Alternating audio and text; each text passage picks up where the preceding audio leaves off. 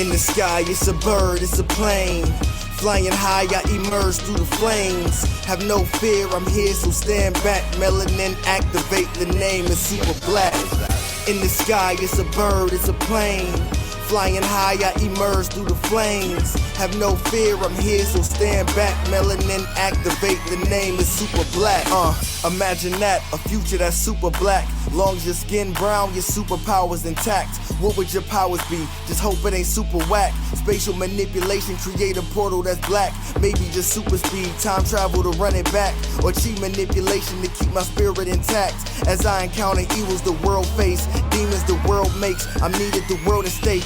Rest in peace to Chadwick, they killed all the Black Panthers. Told us white lies, I still marvel at black answers. Suits in DC, pray it lead to a civil war. It ain't no Justice League, what's the need to be civil for? Propelled like the juggernaut, it's clear ain't no stopping this. The world in grave danger, who can stop the apocalypse? They killed all the heroes, the new ones don't really care. But if you need me, put your fist up in the air.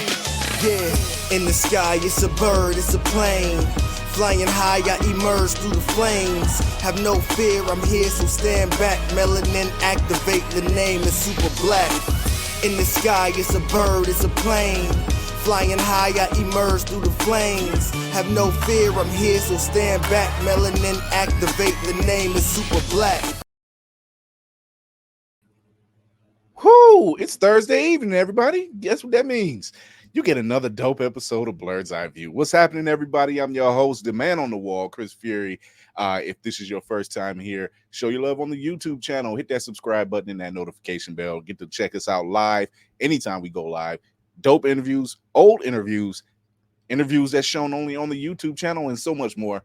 But without further ado, let's get my second in command in this building. Let's get her going. Lady Mandalore. How are you? Oh, life is lifing out this piece, apparently. Life is hitting everybody. What the Samuel L. Jackson is going on? Can I tell you, the 93 degrees took my AC out. It's on, but it's out. Oh, my God. What the Thus the apparel this evening, because your girl is dying. Jesus Christ. It's dying. So, you know what? Ever since all that stuff happened like 2 weeks ago with the weather, it ain't nothing been right. It ain't right. Oh, yeah. But here we are. Here we are. I was like and that's yet right. She That's persisted.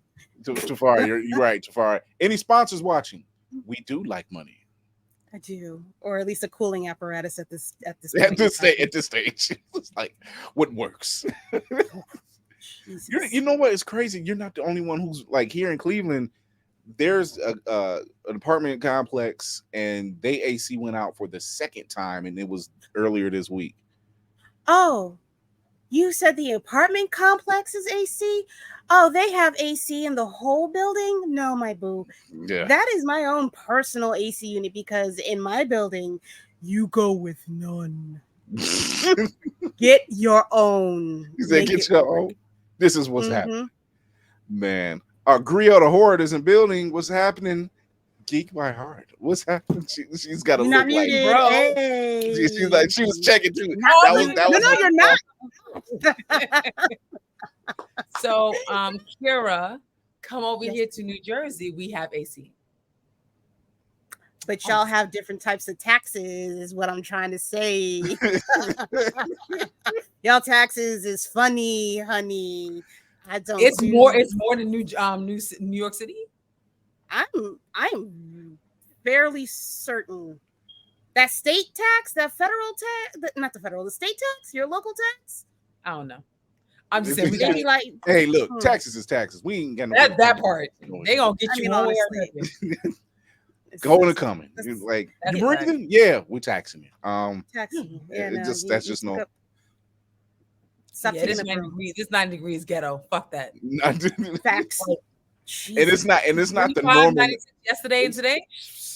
Here's the thing: it's not the normal 90-degree weather neither. It's like this is a totally different thing. This is something else. Like, it hit me back like it was BlurCon, because BlurCon was that fucking hot. Oh God. Nah, wait, no. That's greenhouse gas. Greenhouse gas hot. Was. I feel like it was worse somehow. I didn't Okay, sweat. fine, but I mean, it was right there. It's memorable. It's triggering. It is giving. It is giving. It's sugar. Trigger. It's The definitely anxiety triggering. is coming to her. You're just like, oh, well, at least it's not like it was at BlurCon. Oh, it's still hot. Girl. Oh my god! Someone else who could tell us how hot it was at BlurCon. Navy Montel was in the building. Hey, Maybe just showing off now. Check up all the bling that I have gotten from Dragon Con, because Dragon Con was a motherfucking weekend. Oh my gosh. Oh yeah, by the way, BlurCon was Sunday dinner kitchen hot. Yeah.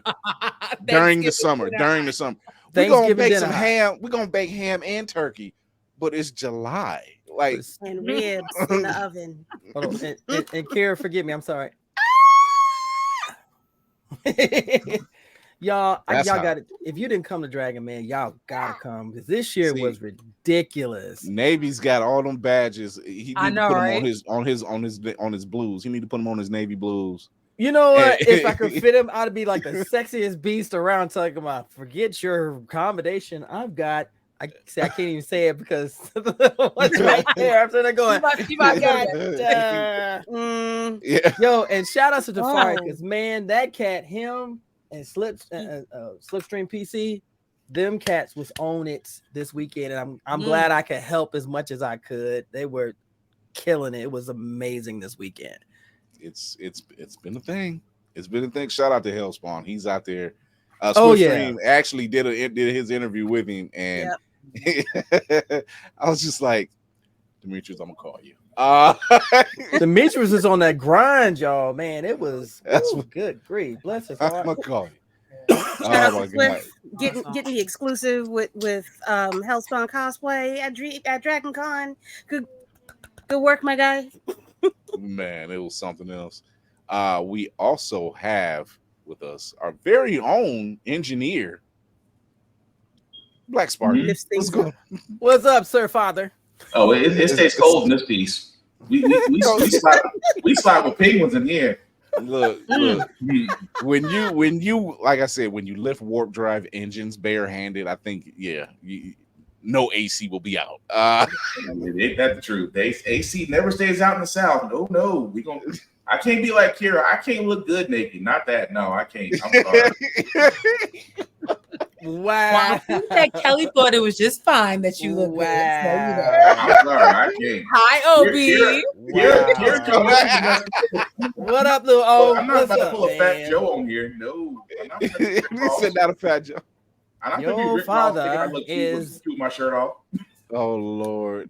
I would like to say for the record that Will does not know how good I look naked or bad. I will say both ways. I'm just going to go on record. Way to go. First of all, sis, what you're not going to do is put yourself down. So leave it at good. No. Beauty is in the eye of the beholder. I know I look good. I don't give a shit about nobody else's. I am picturing this in my head right now about how Kira look. Man, let me tell y'all that belong in the Louvre and the Guggenheim. No, hey, wait. Take down Venus. We put up Kira and be like, I'll travel to go see her. I'll go travel. You got backwards right now. This is why I need Blur's Eye View After Dark for this type of stuff right here. I felt like David was gonna go right back to brownies. I was like, we're not talking about the brownies. Brought to you by Dick Crushers 2022. Wow. Wow. We got on that note, we got a special guest tonight. Alter Ego Arts. His name is Lim Leggett. He got a new project out, Sweet Pea and Purple Haze, which is actually dope. We'll be talking about that later. What's going on, Lim? Hey man, what's going on?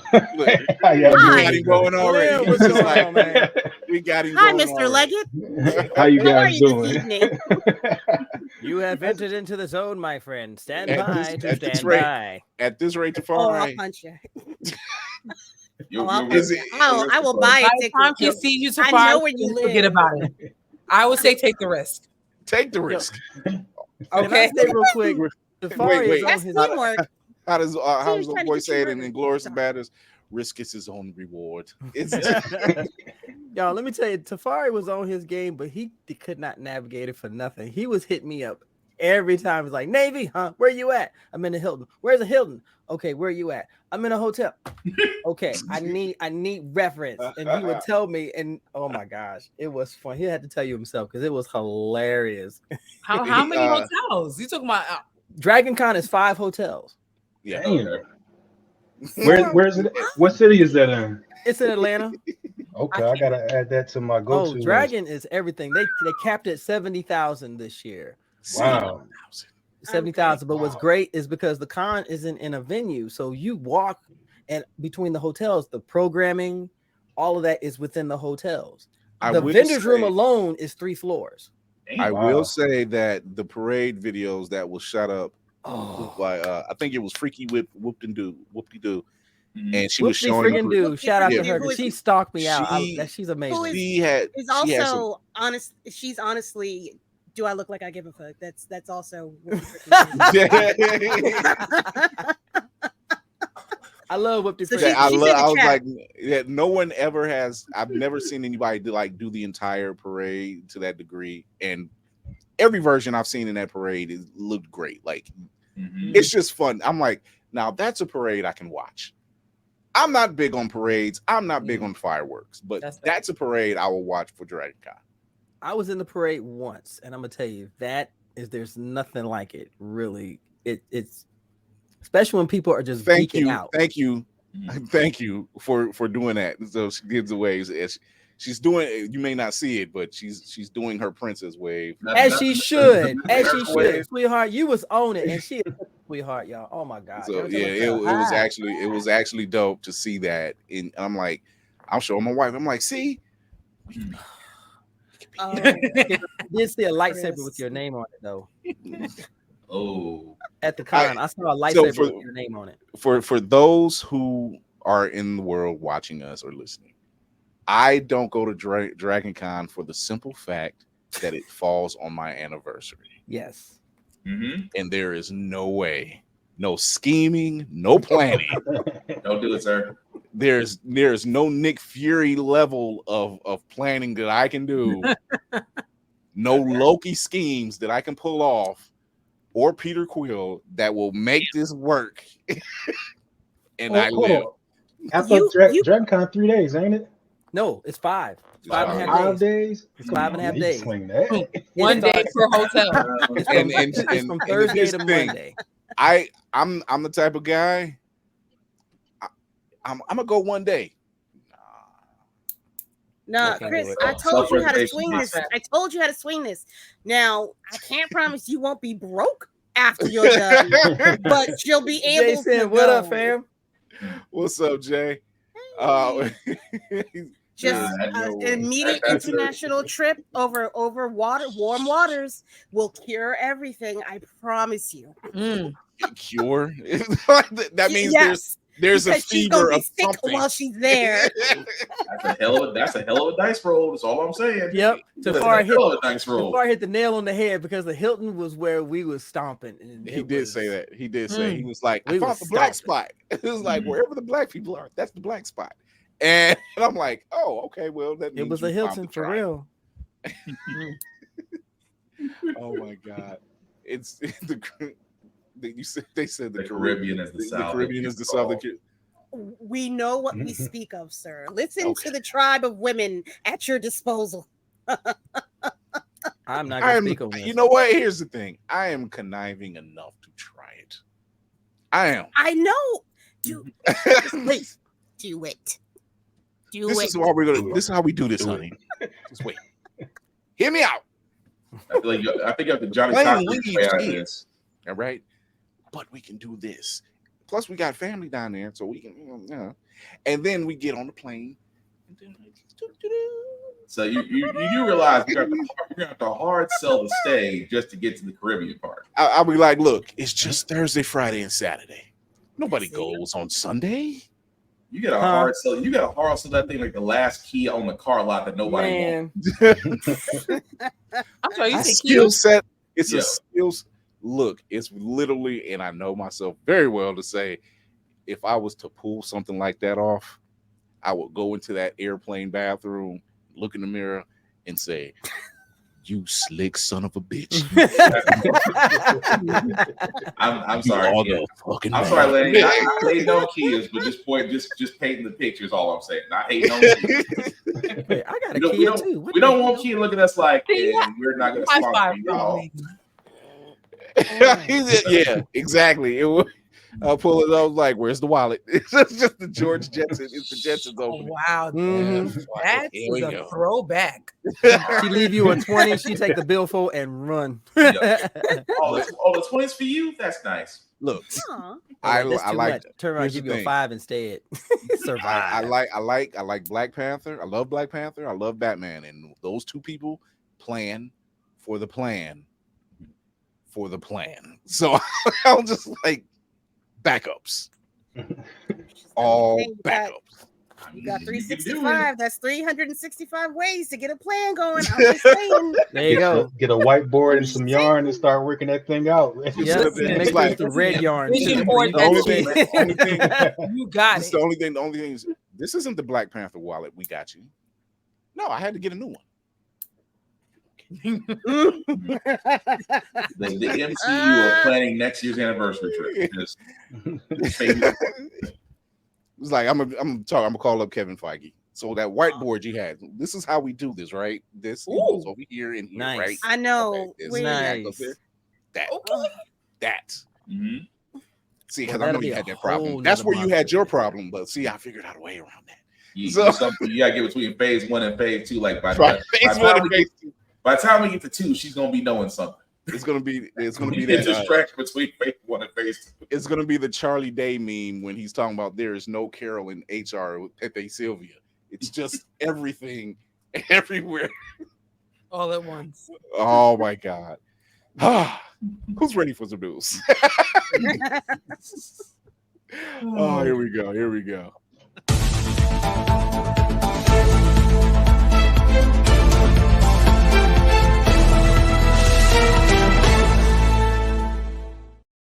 So this movie pretty much ruled the summer, in my opinion, and that was Spider-Man Across the Spider-Verse. Mm-hmm. And even now, with it being on digital and Blu-ray, there are still a ton of Easter eggs that we missed due to how quick the camera shot was. Hell, Spider Society alone is packed with Easter eggs. They just showed one earlier this week where he's on Earth 42, and we hear J. Jonah Jameson and we hear about the Sinister Six Society doing their thing. What you don't see, and because it's such a quick thing, is they own buildings. The Sinister Six were owning actual buildings, businesses named after them. Like I'm like, I ain't talking just Oscorp. I'm talking about Scorpion had a building. Who else was it? It was Scorpion. Shocker had a building. It was a couple other ones, but Vulture had one, and I think Rhino was one on there. Yeah, there were way too many Easter eggs to count, and these are one of those things where I'm one of those guys. I love Easter eggs out of a film, because even with Guardians of the Galaxy volumes 1 through 3, James Gunn even said, "Yeah, there's still an Easter egg nobody's talked about in the first volume." And I'm like, what the fuck was it? And that's how you send a whole bunch of people to rewatch the movie all over again, frame by frame. Just made it easy for you. Just made it easy. It's like, but yeah, it's a great film. Animation, story, the whole nine. Great film. But good Lord, you never know what you're missing out on. And I don't care how keen of an eye you have, you want to watch it just for that alone. Just for that alone. And it shows like awesome. Like I have it and I still have to keep watching it over and over because I'm like, it's so good, you miss stuff. It's the Spider-Man India that always gets me. Just why do you call it Chinese? The damn handshake that Spider-Man India and Hobie Brown shared was the handshake that LeBron and Kyrie Irving were doing when they were playing for the Cleveland. I'm like, wait a minute. I wouldn't have never, ever thought about that. And when they played it side by side, and I'm like, yeah, good. Pay these writers, pay these VFXs, pay these people. They put in work. I'm pretty sure somebody's looking at Bob Iger like, Bob, you ain't winning this. You ain't winning this. Yeah. I think you need to go ahead and break up that checkbook. I'm just saying. Do you see what happened with Across the Spider-Verse? Do you see? Wait a minute. Bob, look, we know we brought you back because the other dude fucked up, but like Bob, come on. Bob. She says it's the coordinates in the first film. Interesting. Really? In volume 1 of Guardians. Oh, now. Really? Back down the rabbit hole. Oh, here we go. I am not. No, you are not about to have me do that tonight, dude. I'm sorry. I'm a dog with a bone. It's too late. So let me ask you, is it true that the Across the Spider-Verse has multiple versions? Oh Yes. yeah. Multiple versions. Even Metro Boomin yet. has one. And and talk about someone who's making money off a soundtrack is Metro Boomin. Like 2 soundtracks already for this film. He's making that's Metro. I'm just like, oh, this is about to be good. This is about to be a hit. It's about to be it. He went from saying Metro Boomin to just Metro. That's how you know you made it in life. When you could shorten your name down to almost a letter. I'm like, yeah. This is about to be a guaranteed hit. I'm like, who is he? Don't know. Don't care. I just know I like the music at this point. Are there 2 versions of the DVD? Well, it's not a DVD, but the DVD too. Oh, I think it is. I think it is. Yeah. Really? Mm-hmm. Wow. I'd be They mad. literally took that whole spiel of variants and ran with it. It is probably up to this day, next to Keke Palmer and Usher, is probably the biggest play. There's genius and then there's on her ex-boyfriend too soon. That was one of the greatest marketing pools I've ever seen. That's why I call Usher the villain of R&B. The man still wins. No matter what, he still wins. It's He like didn't even say anything. He didn't do anything. they're still together. Yeah, No one's talked about leaving anywhere. That was the wild part. Everybody, the whole other side of social media just went into that frenzy, and Usher's like, I will just take my check and my plate, and I will sit down and watch. Absolutely. And he played the role. Baby Daddy did exactly that. He was like, no, baby, you got this. I think it's fantastic. As a matter of fact, to make it, because we put a little sprinkle, little pizzazz. Let me put a little pepper on this bean. I'm gonna act like I'm a little jealous. Then the boy, what was the name of the video that came out that she was a part of? Your boyfriend hates me or wants somebody wants to see me. Like just the icing on the cake. Meanwhile, I'm just like, he's like, I could take the hit. They ain't gonna remember me. Wow. They ain't gonna remember. Oh my god. So yeah. News has been coming out, and I don't know how big a fans you guys are, but I loved Agents of S.H.I.E.L.D. From day one. My goodness. Yeah. Well, now Marvel's gonna have a timeline book that comes out that states if they're part of the family and where do they fit on the timeline. Now, we know Phil Coulson was in the movie in the Avengers. He was kind of the linchpin from Iron Man all the way up until that point. Yeah. We just need to know, where do they fit on the timeline? Is it a because we know, spoiler alert, by the time the series ended, the Phil Coulson we got is not the Phil Coulson we started with. True. Nope. so like, we're just like, where does it stand on that whole thing? I mean, that's like one of those unanswered questions.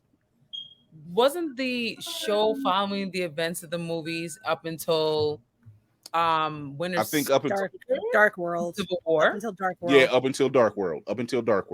Thor Dark World was I think the last one. Yeah, it was the last one, because they had something happening on one of their seasons when they were dealing with Hydra, and it stretched over to Age of Ultron.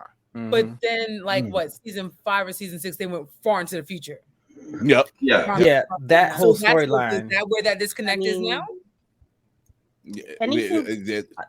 I think so, because the whole space storyline, it really threw me off. It's like that. Yeah, you killed the continuity of the original story. They're earthbound with everything going on, but now you've got them in space with a destroyed Earth. Okay, make it make sense, y'all. Mm-hmm. Who's on? They did a much better story. When they wrote this. For the last season and was going like doing that weird Sony X-Men thing where they would go decades and shit. So yeah. It is like they definitely did Inhumans much better than Inhumans. I thought she was about to be like the Inhumans was off the hook or something like that. Oh God, no, it was off the hook, but not in that frame. Jesus, I know I'm not that well versed, but even I know that Inhumans was. I just know that is just one film or a show that I'm just like, what is this? Why? Where are the agents at? Like we've done Inhumans line, but where is the rest? And why Hawaii? It didn't make any sense. They didn't tie it in to the one agent that was in Agents of S.H.I.E.L.D. That was completely anyway. Bad times be forgotten. Bad times, exactly. But such a great time to bring it back. They very much well could do that. They have an opportunity, to kind of like start peppering it back in, like, because technically Shield's not gone, Sword's still around, and Saber is still around. Yeah, I'm not saying there's remnants of agents floating around. It's just keyword is floating. She says hot rotisserie garbage. Hey, I gotta remember that. Don't do rotisserie that bad. Don't do rotisserie that bad. Okay, how about a vomit sandwich? How about that? A who? A vomit sandwich. How about that? Other than Black Bolt and his brother, the rest of the Inhuman show was just in lockjaw. It was just poorly written. It was written by somebody that didn't look at the source material. That's all it was. It was hard to. It was really, and I'm glad it was like a mini series, because no wonder they decided like, are we doing this as a movie? Or they did put it out in the movie theaters though. I think the first 2 episodes. Yeah. First 2 episodes. Mm-hmm. Poor people who use that money for that. Yeah. Oh my God. So everybody's familiar with Tubi. The way you lie. I don't know that girl. He said Tubi. I thought about every terrible special effects scene. Tubi, the home of hood movies. Wow. No, they have a couple gems on there. They do, and I had a chance to rewatch Hellboy 2019, the one with David Harbour, and that long ago. Yeah, I remember. So here's the thing. About that film. It's not completely trash. It wasn't. It was different. It was different. I liked what they were doing. I liked the vibe. I liked the whole horror vibe. I liked that they amped up the violence level a little bit. Mm-hmm. The scene where he's fighting the giants and you notice his right hand switches to his right to his left just for a split second. Mm-hmm. That was a hang up. I think as I watched that movie, I said, I think I know what the issue is. It's the same thing that happened with BVS. It was a lot of characters being brought in that no one had seen in previous movies, or even known about, even in the source material. Like they had like Alice, they brought in Alice. They brought in what is his name? With the lobster claw, Lobster Johnson. Yeah. They brought him but it was such a boom backstory done. Walk away. Alice, here it is. Oh, they gave him quick backstories, and it was like you're throwing a lot. There's a lot going on. So it was really just fast forwarding. Because I did like the character. I like the fact they brought in Ben Dynamo. I was like, oh, so you brought in Agent M, you brought in an M11 agent. I'm like, okay, that's cool. And at the same time, you brought back one of the premier enemies of the Blood Queen, but like you said, you can't really explain a story if you're stuck on fast forward. Yeah. And they did a lot of introductions. I'm like, a person who hasn't read a Hellboy comic will not know any of these people or any kind of tie-in. And I was like, you're bringing them in so fast because it already has a movie set. It already has a fan base as far as the live action is concerned. It has a fan base thanks to Ron Perlman. So the fan base is there. You already got to win them over because he's not playing that role. David Harbour did a great job. Yeah. I didn't have a problem with him as Hellboy. I really didn't have a problem with him as Hellboy. I didn't have a problem with none of the characters. It's just I see what happened. You're introducing this character, and you're introducing this character, and it's like boom, boom, boom, boom, boom, boom, boom. Mm-hmm. You don't have any time to care about them. To connect. Yeah. Mm-hmm. It's like I think the movie's supposed to be about him. Like, I don't need all this filler. I want to know about. That's the whole reason why I came to see the movie, is about him. Yeah, put in a couple of other. If you want to put new characters in to replace the two other sidekicks that were in the first set of movies, Abe and yeah, but you can't give me 30. After you introduce the England branch of the people of the giant killers, I was fine with that. Even Mila Jovovich's Blood Queen, I was fine with that. You could have just had this adventure, but everything's starting to wrap around this. Why are they after him? Because it's got something to do with her and him bringing in Apocalypse. You started bringing in all this extra stuff, and that goose and the Easter egg at the very end. With Abe, which was fine, but once again, too much, too fast. Yeah. You're like, you got to spoon feed it to these people. I mean, because other than that, it looked great. Like, even by today's standards, some of the CGI, even the practical effects, and I'm like, this doesn't look bad. I mean, the theme that they had wasn't bad either. The undertones and the message itself, it's just it got lost in the sauce, though. Exactly. It did get lost. I agree with that. Just what J1 said. It came out at the wrong time. They made it too heavy for the fan base, and it wasn't made for the average viewer. Exactly. Yeah, it wasn't. Now, when you mentioned about the horror aspect, the first movie that popped up in my head was New Mutants. Yeah. Mm-hmm. That really bothered me. Although I don't hate the fact that they tried to go in a different direction with a superhero group. But why strictly horror and suspense when you haven't even introduced these characters in the first place? Now you've put them in the horror facet instead of putting them into the Marvel superhero world facet, because they're a mutant group. This would have been the perfect time to flesh out a new set of characters and give them life, instead of putting them in literally the story that came out in issue 2, which is the Demon Bear. Exactly. One of their greatest stories. Yes, fucking phenomenal. But this is how you introduce, people like Cannonball and Wolfsbane and Magic, Sunspot and Lockheed, and all of these characters. I mean, come on. And as far as that one is concerned, I'm like, that was during the acquisition. Disney was in the middle of the acquisition for Fox, and I'm like, just mention the X-Men correctly. Jesus. You have Colossus' sister right there. Like, you can get away with it. Use it as the crutch if you need to.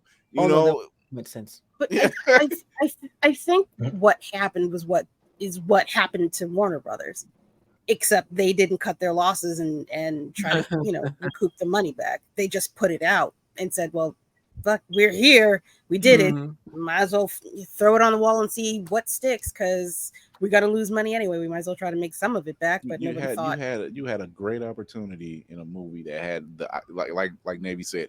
I didn't have a problem with them taking that horror route. That would have been an amazing step for them. If it wasn't the first step. Yeah. I think if they had gone along the line and really committed to it and did like a Brightburn, then that movie would have made money. That would have been a phenomenal. Yeah. What did Brightburn do that the New Mutants didn't do? Talk about it. Yeah, exactly. James Gunn.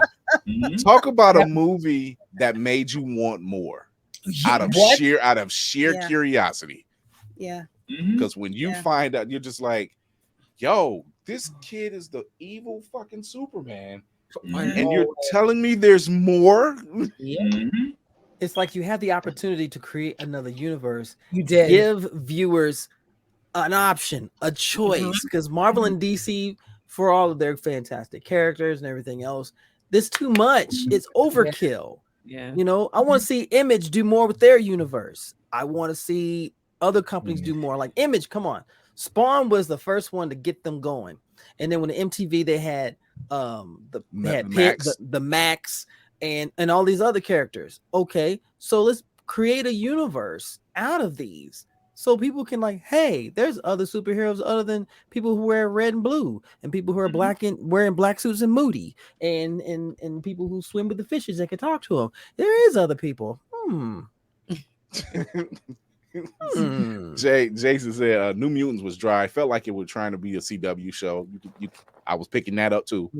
You could tell they were trying to do what Gunn did with GOTG by taking non-popular team and make them something. Yeah, it was a lot of reshoots for that movie.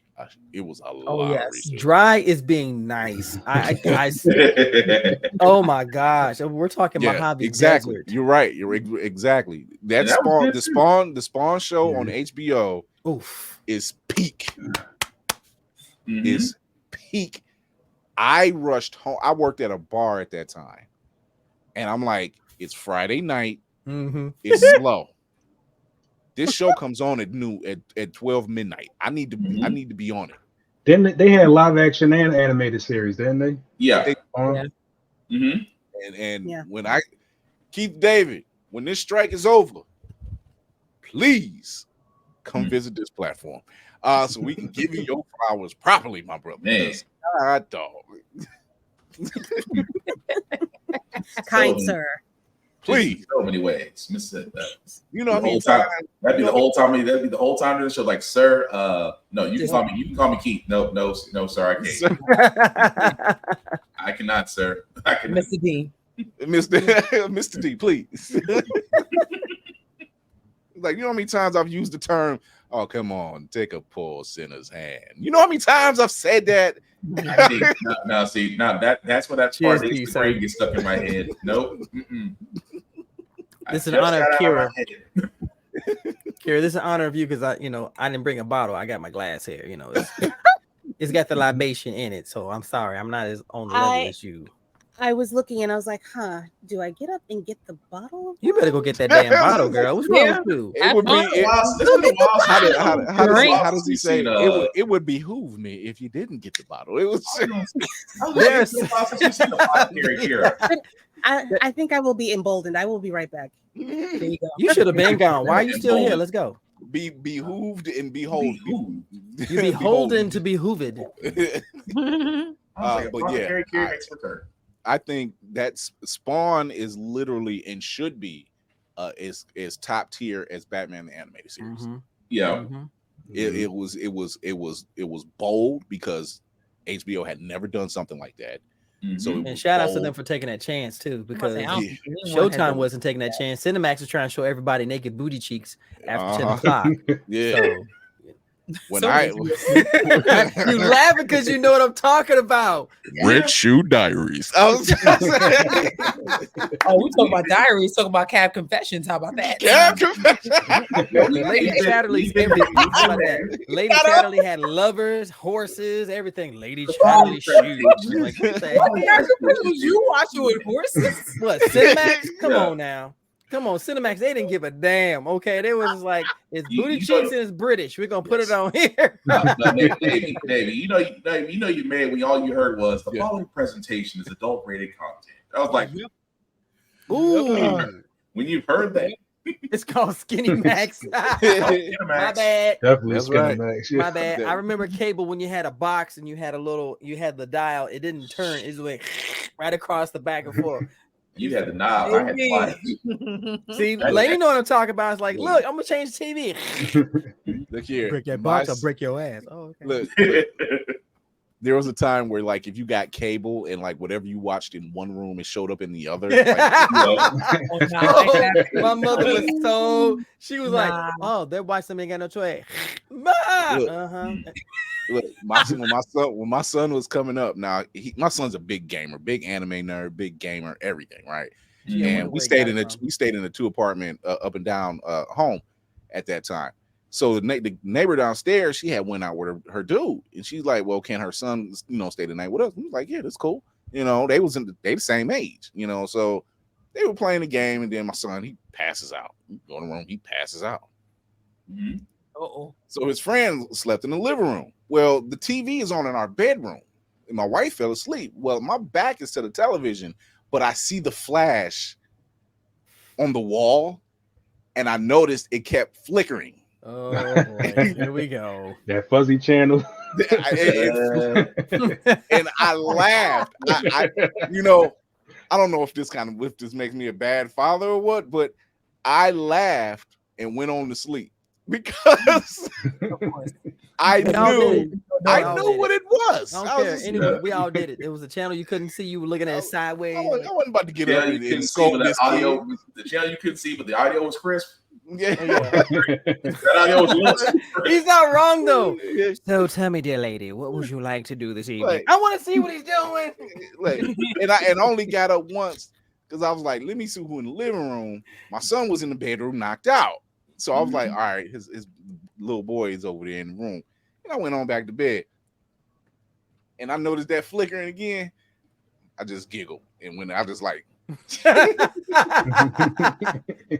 be a fun morning. That's gonna be a fun tomorrow morning. So, yeah, I told my wife. She's like, "Well, why didn't you say something?" I said, "Because we've all done it. I would be a hypocrite if I got on the board." Wow, I'm gonna be a hypocrite. I'm like, I'm being true to myself. I'm not gonna lie. Early cable was what got me hip to a lot of the Monty Python movies. The Quest for the Holy Grail. Yeah. Oh my God. Time Bandits is my joint, man. I love that movie. Return what you have stolen from me. Oh my God. That is a movie that, as a kid, it weirded me out. What, Time Bandits? It's because as a kid, because I'm still into like time travel stuff. Mm-hmm. But as a kid, I'm like, it was throwing me because I wasn't used to British humor. Gotcha. So as I got older and seen it again, and I'm like, I get that.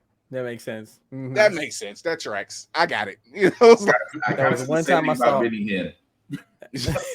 I said the same thing about him, so I realized, okay. Sean Connery looks young. Yeah.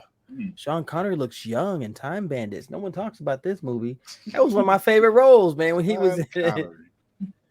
Sean Connery. Oh, man. So we're going to take a quick break. We're going to come back. We're going to talk to our guest, Aleem Leggett, a.k.a. he's part of the Altered Ego Arts. I don't know why I keep wanting to say comics because I keep thinking about your comic. But return what you have stolen from me. But we'll be right back. We're going to talk about, he's got a dope project that I got a chance to read with Sweet Pea and Purple Haze. I'm just like, yo, this. Kira, you're muted, sweetie.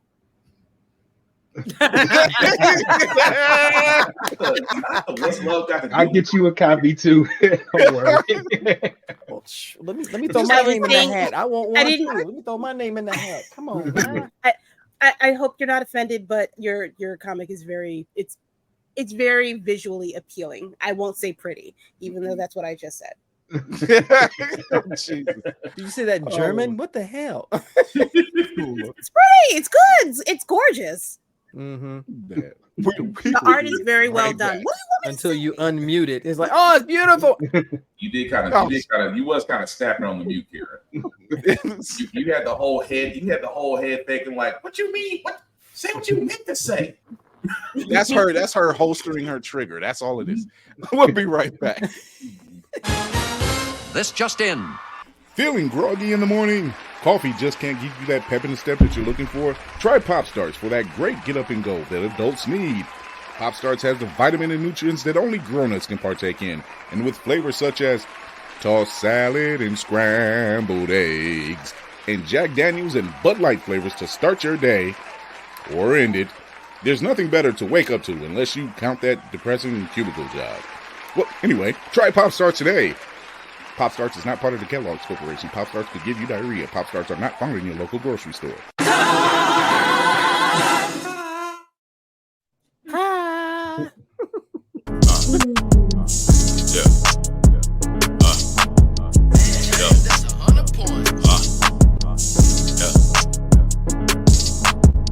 I used to run around with some boys 100 down.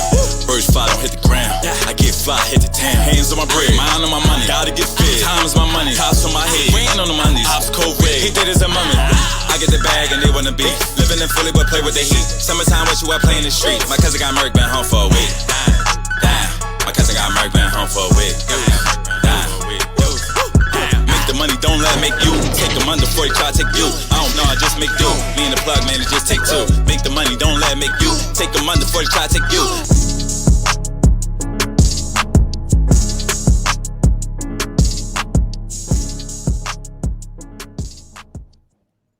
Okay, now can I have that music, please? Because that got fire. And I don't say that because a lot of music just sounds the same, but that was fire. That was absolute fire. Yeah, that's Blue Benji's by Franchise. He's a Philly artist. I'm pretty sure you can find him. Granddaddy SP on Facebook. I'll find his Instagram for you and put it in the chat before the end of the show. This is why I appreciate this young man. He brings up references. Bravo, sir. This Sweet Pea and Purple Haze. I read this comic. I wasn't expecting this story. I was heartbroken at first, and then I'm like, I need to see where this is going because, like, I have questions. So let's talk about Sweet Pea and Purple Haze. How'd you come up with this concept?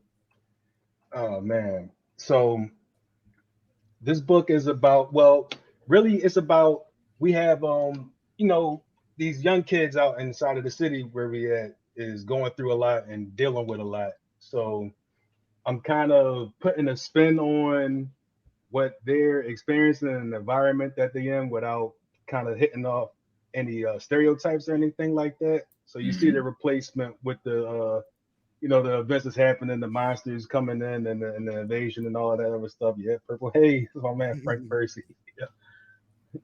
Yep. So that's how I came up with the concept of it there. So tell the people what's the concept of this story. Okay. So on the surface, it'll look like a Disney story almost, right? Well, the first issue anyway, because you got the little scrap of diary page for the title. Is the cover might give away a little bit, but you get kind of like a disconnect between what's being presented and what's inside, because you got this kid that should be living like a normal 14-year-old kid's life, but she's getting thrust into this crazy situation, and like, her father's her rock and her anchor inside of the world and everything, and like you get these kind of clashing identities of what should be and what is. So you know that I'm trying not to spoil anything. Oh no, yeah, I got you. we got it. I got you. Because and that's what I can appreciate about this story is because you have this father-daughter dynamic where she's like 14 and she's a typical 14-year-old, and he's a very loving father. He's very protective of his daughter. He looks out for her. He just seems like a strong black man. He's just protecting his home, protecting his family, doing what he needs to do, and then literally all hell breaks loose. Yeah. And so, but there's a scene, and I'm just like, no. And it was all going so well. It was going so well. I'm like, yeah, he's gonna. What? It's a little bit of a yoink. Yeah, it is. Like, where's the rug? It's gone. But I really love this story. I really do. And you've got some other characters. You got some dope art on top of that. Like I seen some Ninja Turtles art you did. Oh yeah, thank you. I appreciate that. And I'm like, hey, stop. All of them though. It's like, Yeah. I'm like, I like this. I need more. What other projects are you working on? So issue 2 of that video, actually, that was the world premiere of the video that we just saw earlier. Issue 2 of Sweet Pea is going to launch tomorrow afternoon on Kickstarter. Sweet Pea Sons of Adam is the title of this one, so you can look for that. And I've just been going to a lot of conventions and still doing my painting thing and trying to get more fan art together. And like, because I do a lot of original art and just like black focused art, which like some people love it and be surprised when they see it, but a lot of people were looking for Naruto or like Batman or whatever. So we different over here in the blur community. We different. Although I got you respect different. I got you respect for Afro Luffy though. I saw that when I was like, oh, the Afro Luffy, yeah. Afro Luffy one. That was good. Yeah, see, so that's why I like to try to be if I'm going to do it, I want to do it in a way that I'm pleased with at the end of the day, and not just redrawing something that I'm not familiar with or don't got any real love for. So I got big plans for the Straw Hats, man. Those are my guys. You're a good company. Mostly. And I'm speaking for Lady Mandalore. This is week number. Was it day number 7 in a row on a twice a week show?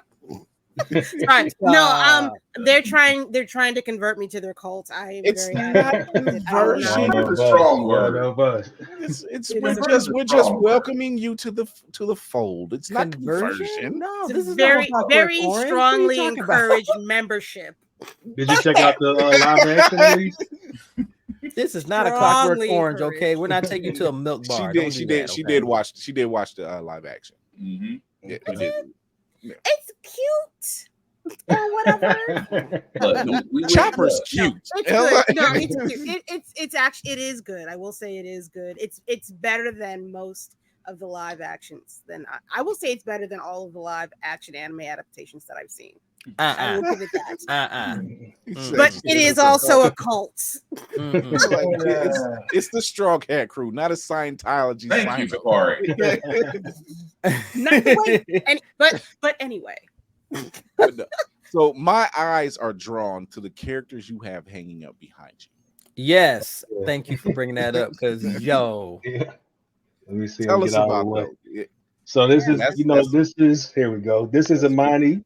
Right, that's our main character. Her father Marcus behind her, right? So he serves as her protector, And over here in issue 2, we're going to meet Himba, which is a race of people that are hunters. They travel around hunting the people that's in the group that's invading the earth, right? So she is I don't want to do her injustice by comparing her to other characters, but she's a fighter, and she's really tactical, and she's also is like a going to little be Star Warsian in a sense. Yeah, you can get a little bit of that. I mean, the helmet comes off, so she's got a little bit of Ahsoka in it since we are. You know what I mean? But she's a Cylon. She's very wise. I mean, she is her. I'm just saying she's her. That's what I'm saying. And she's the type of person that'll kick your ass and tell you about yourself at the same time calmly. Oh, see, this lady. I think people are going to really like her. I'm committed. I promise you, I'm committed to the story. So, Lainey, why are you muted? Yeah, Lainey is muted. She's like, oh shoot, Lainey is muted. Sorry, I started. I was just saying that's a black woman right there. I'm not gonna you say it. I was like, is she miming? When you sent it to me and I seen the title and I'm like, it's giving me 70s vibes just because of the name. It was like Sweet Pea and Purple Haze, and I'm like, this gives me like black exploitation feels. Like I'm watching. I'm getting ready to sit back and watch Black Dynamite. And and I was, but either way, I would have been surprised. I would have been enjoying it either way because I love indie comics. I love blurred centered indie comics more than anything because we have a fresh perspective on a lot of characters. We tell different stories about our characters. We give them completely different power sets because let's face it, a lot of power sets that we see from major companies is always water-based or electricity. That kind of sums it up. It kind of sums it up. Yeah. You know, we don't get these off the wall type of storylines and just a completely different power set of skills. You know, we need that. Right. We need stuff like the antagonists. I prefer to know about a supervillain family that just happen to be black and they mind their own damn business. You know, that type of stuff. Yeah, that's why I love it too for that, man. Just especially the just happen to be black part. You know what I mean? Yeah. Like, it's not like they're black. It's a story about black people. Obviously, you can tell that from the cover, but at the same time, it's that's besides the point to the story. You know what I mean? And that's where we get that from indies, I think, more than anywhere else. We do. And I think that story is becoming more and more prevalent where it's just like it just happens to be that they're black. It's no longer like we're running the narrative because, you know, the inclusion part, we're just like, all right, whatever, we'll just tell our stories. Right. And we'll tell our stories from our standpoint and our viewpoint. Right, not the token sidekick or best friend or none of that nonsense. Yeah, go ahead. What's the Lady Madeline? If you're not restricted by the weight of racism, it's magical what kind of stories you can tell. Right. Although we do love when Black Panther puts his hands on the Klan. I'm just saying. That does not get old. That never not get old at all. No. The day I meet Don McGregor, I'm going to shake that man's hand. who from what I found out was at Dragon Con. Well, I'm telling you, it's a hop, skip, and a jump to Bermuda. Man. See, you picked his anniversary time, so I'm sorry. I'm sorry about that. That's a risk you just can't take. It's new. and this is a person that takes risk. No. Like, if Will is saying, well, I might want to listen to reason. So you said issue 2 was getting ready to the Kickstarter for issue 2 is starting tomorrow, right? Starts tomorrow. Yep. We got early bird specials too. So, you know, those first 48 hours, we want to try to get a good push out of there. And I put together some good deals. I learned a lot from the first one. Yep. So, you know, in the first campaign, I made a lot of mistakes in the beginning and cleaned it up.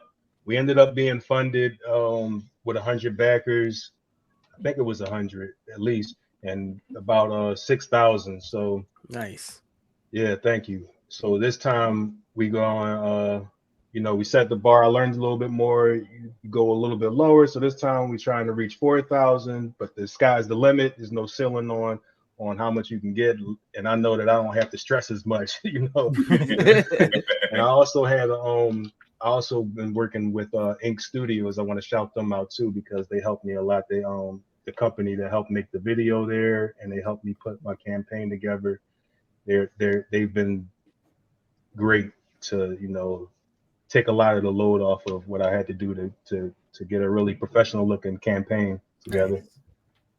So I implore you. Go ahead. So, I had a question. So, Aline, when you created Sweet Pea and Purple Haze, by far, which I absolutely love the names. Love the names, love the title.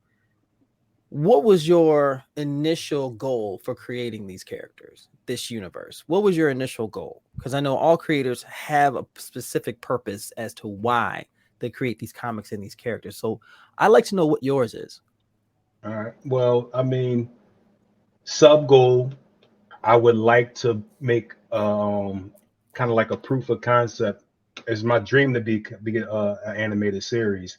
You know what I mean? And I've already taken some steps towards that. I talked to Carl Jones down at DreamCon, Martian Blueberry, man.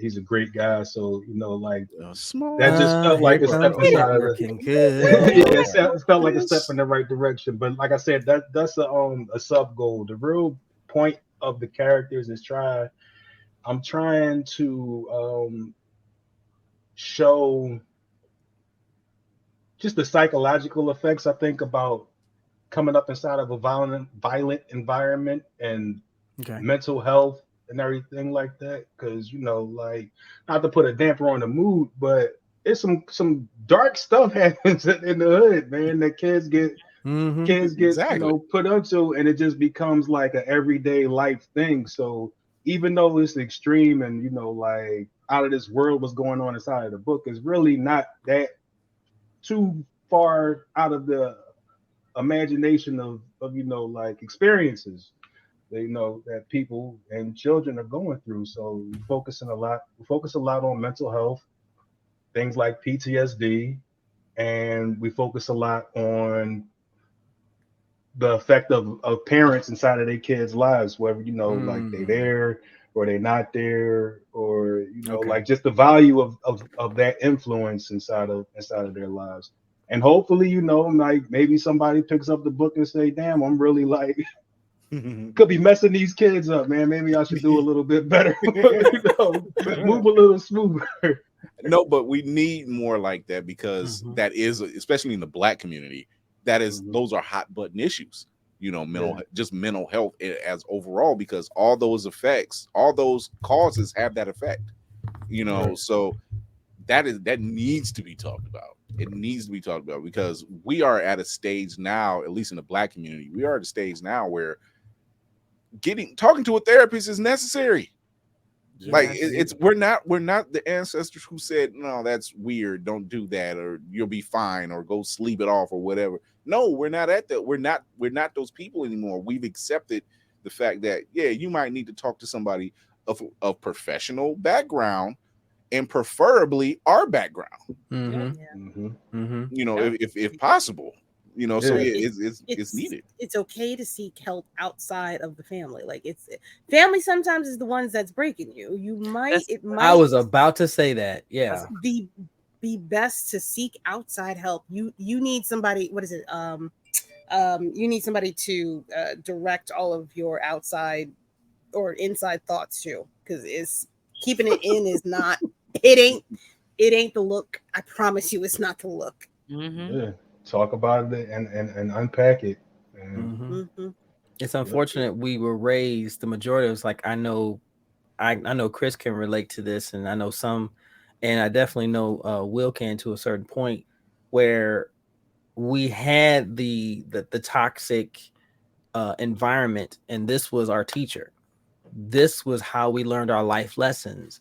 This is where we learned that we're not allowed to be vulnerable. We're not allowed to have emotions. We're not allowed to seek help, because if you do, that means you're weak. It means you can't handle life and whatever it throws at you. And we look at it years later and we go, why did they teach me to be this way? Because I can't break this cycle.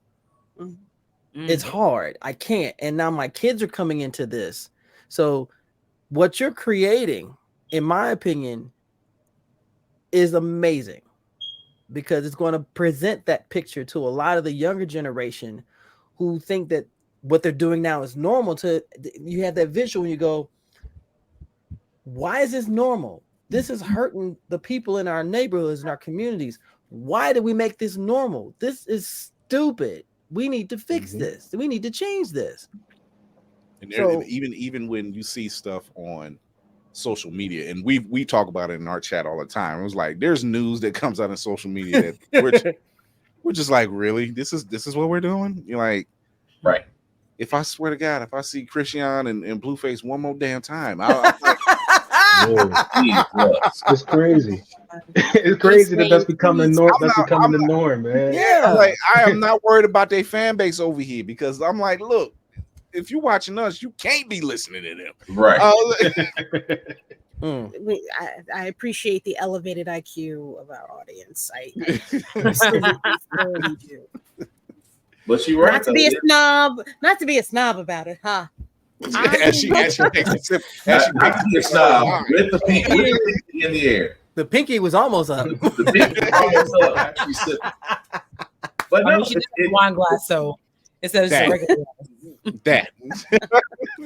But it's a fair point, though. You know, as you have to be conscious of the stories that you tell, because again, we don't want to fall into those stereotypes. I mean, I'll say it best. It's like, I love Blood Syndicate, but Blood Syndicate kind of repeats the same type of stuff that, as entertaining as it is, it's reciprocating something that's a stereotype.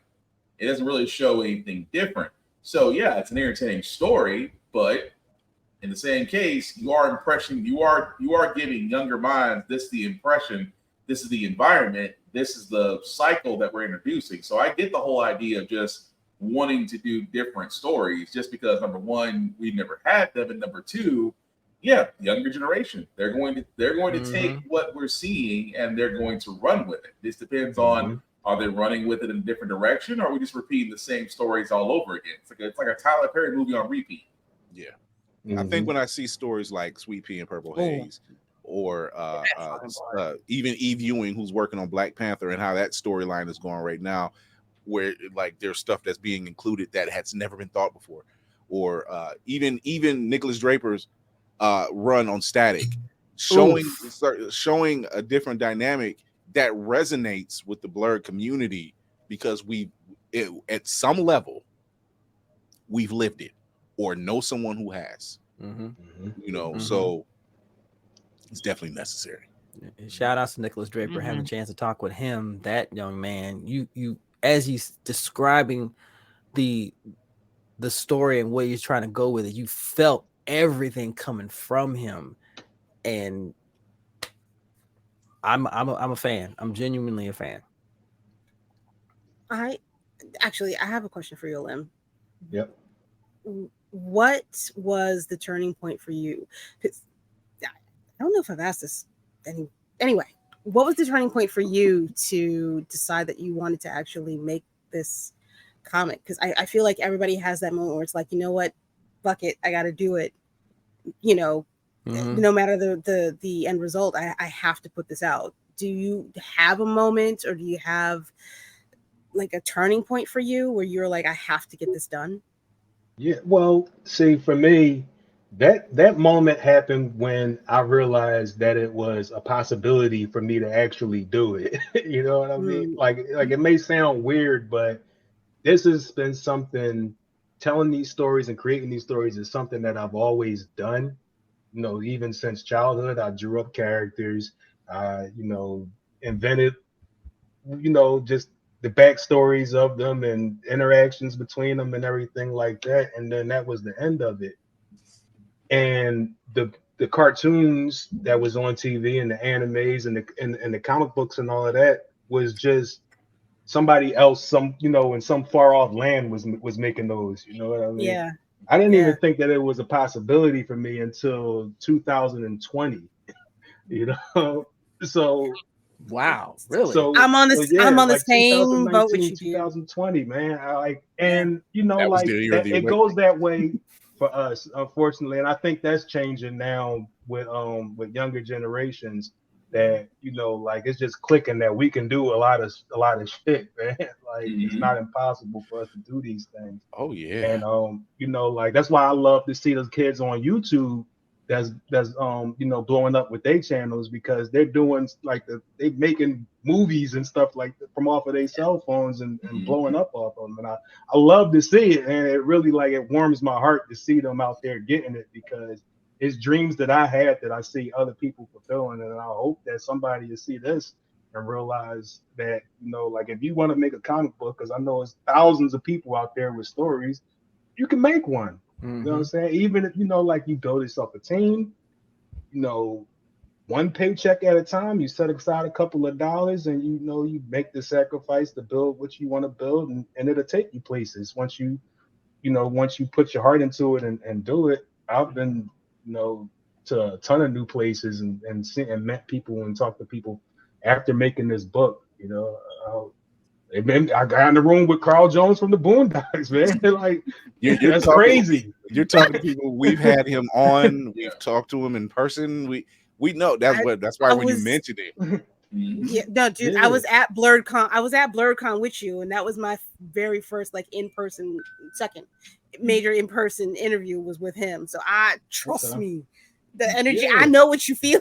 Yeah, like it's really like it's insane, that it took me this many years to do it, but I don't think I'll ever go back now. Oh, that's the beauty of it. Yeah. When you take that leap, it's that leap. When you take that leap and you look back, you be like, damn, that's all it took. You're like, I was in my own way. All it takes is a leap. That's all it takes. Wow, I just didn't mean to go Spider-Man just now. Damn. I just really went Spider-Man. All it takes is a leap of faith. That's all it takes is a leap of faith. Exactly. Peter B. Parker was not wrong. Go ahead. No, I'm being corrected by Tafari. DreamCon was it's been the summer of cons. Man, I have not traveled this much in my entire life. I'm the summer of George. I'm happy to have it.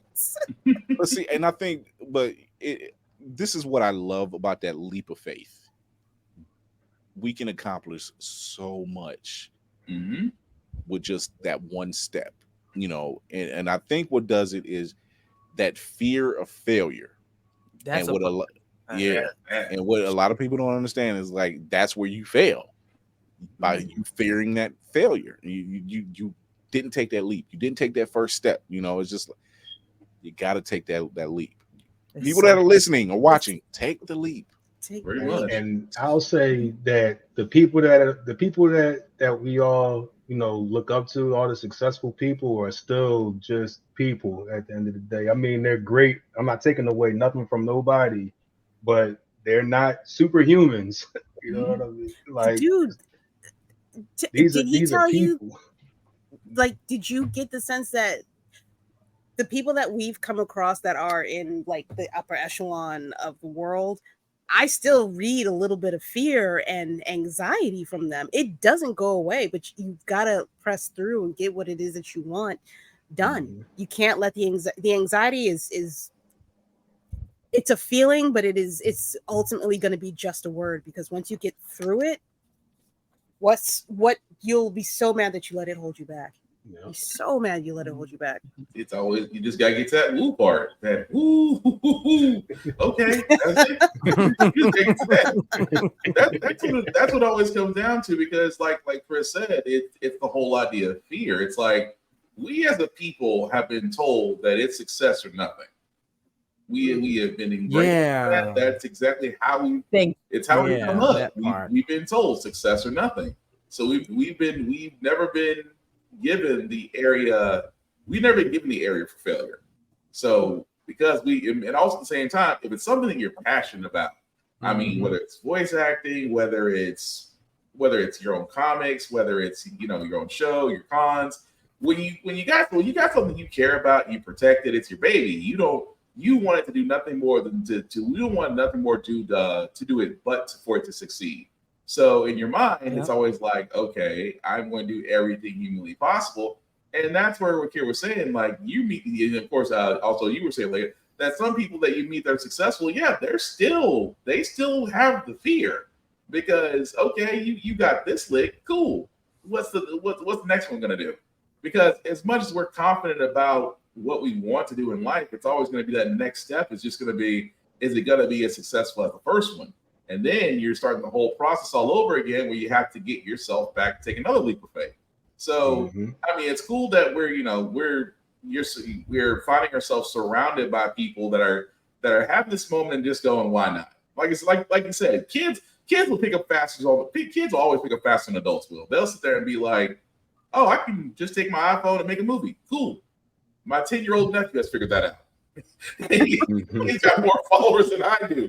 But I'm sitting there looking at him like, if a 10-year-old had up in his mind that he is just gonna stream Fortnite and do TikTok videos and become successful at it, and he just sat there and said in his mind, okay, I'm just gonna do it. It is amazing that a child can figure out something faster than an adult with experience can. Well, and everything you said is even compound, especially if you came up in a Caribbean household, especially that fear of failure. Shit. You better not come in this house with anything less than. What did you do? A B? What's that round letter you got B going means on there? On that? nothing. No, Okay.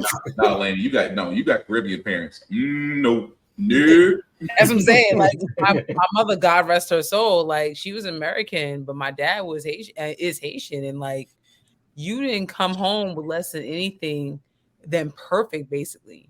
And it What were just you? was like, What were you exactly. doing and being distracted that you got that? You know, and if you what, and if you're not, if you're not a dentist or a doctor or a lawyer, then you're basically nothing. Yeah. What the hell you say? So why is it you brought home? I can't remember the dude's name, but he's an Asian comedian. You talking about Stephen Hay? What the hell you say? He plays his father. He's like, what the hell? Yeah. A is average. It's like, but that's the best you can get. You know? And I get it for a certain extent because we all grew up. We all had parents that were like that. Like, look, I never want to see a C. If I see a B, it better be because you sneeze and you sneeze and wrote in the wrong answer. It's like that kind of thing. It better be because of a sneeze or something like that. Because we've always, like I said, had that whole thing of excellence just drilled in our heads. And I know for some parents, and like I said, Nigerian parents, Caribbean parents, that's a whole different level of pressure because they're like, it's like, what will you be? I said, I will be a painter. No, you will be a doctor or engineer. Pick one, doctor or engineer. I got lucky when I get flack for being a teacher, and that's only because my mother was a teacher and my father was a teacher, and I dare him to say like being a teacher wasn't what it was, but I know other people, even in my family, either if you're a lawyer, doctor, anything else. Yeah, because that's all. I mean, that's what we saw as level of success. I mean, either you were a doctor, you were a lawyer, you were an engineer, you were a specialist or a surgeon. It was always that one thing that parents always wanted to brag about you, but never no presence. Yeah, it's always been that thing. It's always been that thing. But creativity you gotta work twice as hard to get half as much and all that shit. Oh Lord, like, creativity in the Black community was never rewarded because it had to meet a certain standard. It had to have a certain aesthetic. Yeah, you had to look a certain way, you had to sound a certain way, you had to act a certain way. And if you diverged from that, or you even went on a different path, you were an outcast. That's right. But isn't it amazing that now it's that same free thinking and that same creativity that puts all of us on this path of something bigger? Yeah, like telling these stories, writing these movies, pay the writers. Being behind the scenes and creating some of the costumes that we see on 80 to 90%, shout out to 9B Collective, of what we see on television and on screen. And that all comes from that free thinking, that creativity. It was like it's not stifled anymore, I guess is what I'm saying. When you mentioned you didn't take that leap until 2020, I think a lot of people felt like that. Not just the Blur community, but a lot of people. But for the Black community, but see, that was the awakening. But see, the crutch. But the crutch, unfortunately. Go ahead. I'm sorry. No, ladies first. That's the rules. Come on now. I mean, did you feel limited in any way, shape, or form? Like before this, like, did you feel like you needed to talk to yourself and say, you know what, this thing that's surrounding me is a bunch of bullshit. Like, I need to come up off of it and just do me. Yeah. Yeah. I mean, well, high school in Philly, man, and like going to Brook, I mean, like I'm hiding my Pokemon cards, you know what I mean? Like, you know what I mean? But I mean, like, it didn't really bother me, but I knew that I was a little bit different from them, and I got in more trouble trying to be like the crowd than just trying to be myself. You know what I mean? That took me through probably one of the worst block of years in my life, trying to run around and blend in. So I guess I'm one of the different ones for the simple fact, and it's probably because of my uncles, because my mother seen that I was just as creative into comics as a kid. Like, just I'm talking about kindergarten. Like, people say, "Oh, I want to be a police officer. I want to do that." I was like, "I want to be the bandit from Smokey and the Bandit. I want the car." Like, I had a whole stage where I was in the red shirts and blue jeans with cowboy boots in kindergarten. I wanted that. I guess she knew then this kid is different. I was like, hey. You know what? I can't say nothing because my thing was Knight Rider, so you ain't doing. I just want to Trans Am. That's all. We're not going to bring mine up. We're not going to bring mine up. No, I already know I'm strange. We're not going to bring mine up. I want to be in the holograms and She-Ra. See, so I knew 5 was dead, and I was fortunate enough that even the kids that I was around throughout elementary, middle school is just a weird transitional phase. I don't know what the hell those 2 years are, but all through elementary, you find out there's kids that's into Star Wars. You find out that they're really into Knight Rider and Smokey and the Bandit and stuff like that. And then, like I said, 7th and 8th grade, those are damn blurs, but 9th grade, you're just trying to find your tribe, and you're still into certain things, but you're trying to find the tribe that you're a part of, because you don't know, unless you grew up with them, you don't know who's doing what. Yeah, who's into what, but I was fortunate enough to even then come across guys who were fantastic artists.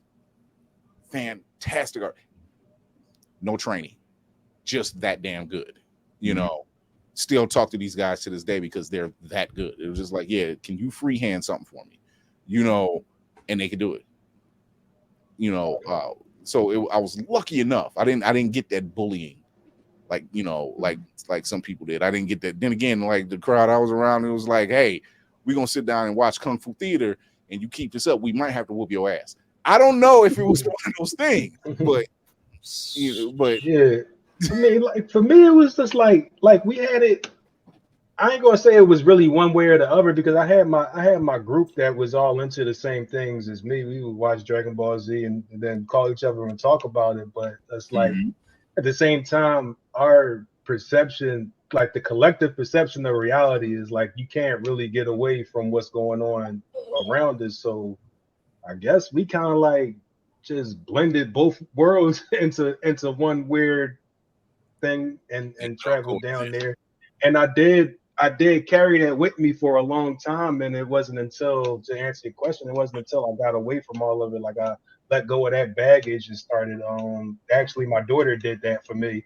I let go of a lot of baggage and just like realized that it wasn't worth the trouble, that it the reward wasn't worth the trouble that I was getting from doing all that stuff. So I mean, and that brings us back again to like part of the theme of the book, because with Sweet Pea, with Amani, she's going to be coming up inside of this world that's now like changed forever. Like it's never going back to being the same. She got to deal with all this violence and all this crazy stuff and everything like that. And then she still has her father to kind of like challenge her and try to direct her. You know what I mean? Wherever she wants it, whether she's receptive or not, we're going to find out where her story takes her. But he did his job in laying that foundation, and that's gonna throughout the story, going forward, be an influence with her. Do you see her being grown up? Like, do you plan on? I don't know if you can say it or not. But these first 4 is your hope. Yeah, these first 4 is an introductory arc. You know what I mean? So once we get past that, we might get into, and it's not like, I don't want to disappoint anybody and thinking that it's a happy story. It's not really like, it's not like she got to go through some stuff. You know what I mean? So So I don't want to force. If you don't want to say it, I don't want to push you. It's to the path of the hero. We know if you've read any comic with a major hero, it's the path of any hero. There's gotta be some form of tragedy. Like you can't have it all and still become the vigilante or the big blue boy scout or whomever. There's got to be some level of tragedy that makes you either the bad guy or make you overcome the adversity and become the good guy. Exactly. Or or disappointment. something in between. Yeah, disappointment. Disappointment will do that to you. So before we take a break, tell everybody where they can find you. Oh man, you can find me Alter Ego Arts. You can find me at Sweet Pea Comic on those are both Facebook and Instagram. And Sweet Pea Comic, I have a TikTok for that also. That's where you can find me. Go support that Kickstarter. Go find him. Go look him up. Go show your love, because this is that first issue. It hooks you. It's gonna be available on the Kickstarter too. The Sweet Pea 2 Sons of Adam on Kickstarter. Yeah, check it out. Jay won't even say. He said, I remember trying to expose the Philly scene to the idea of black nerd creators, and the fandom said Philly was not for it. No, yeah, Philly is Philly different, man. Philly different. So, we'll be right back. We are talking about Ahsoka so far, episodes 1 through 4. You want to check this out? You know how we do around here. We're gonna have some fun. There's that squeal. Do you like your pancakes patted, your biscuits buttered, your cakes fluffy? Then you should get Mother Butters. I put that on everything. Pasta, veggies, rice, and everything nice. Mother Butters will get you right. Oh yeah, GMO free, and for those who are vegan, Mother Butters has a non-dairy option. That's right. There's enough Mother Butters for everyone to enjoy. Get Mother Butters from your local grocery store. Hey, man! What you doing in my kitchen? Damn. Can't take us nowhere. Safe. You can't take that us was full committal. Full committal. So we are well into 4 episodes of the new Disney Plus series Ahsoka, and I don't know about anybody else. Rosario Dawson is showing her whole ass. Almost literally. I'm She's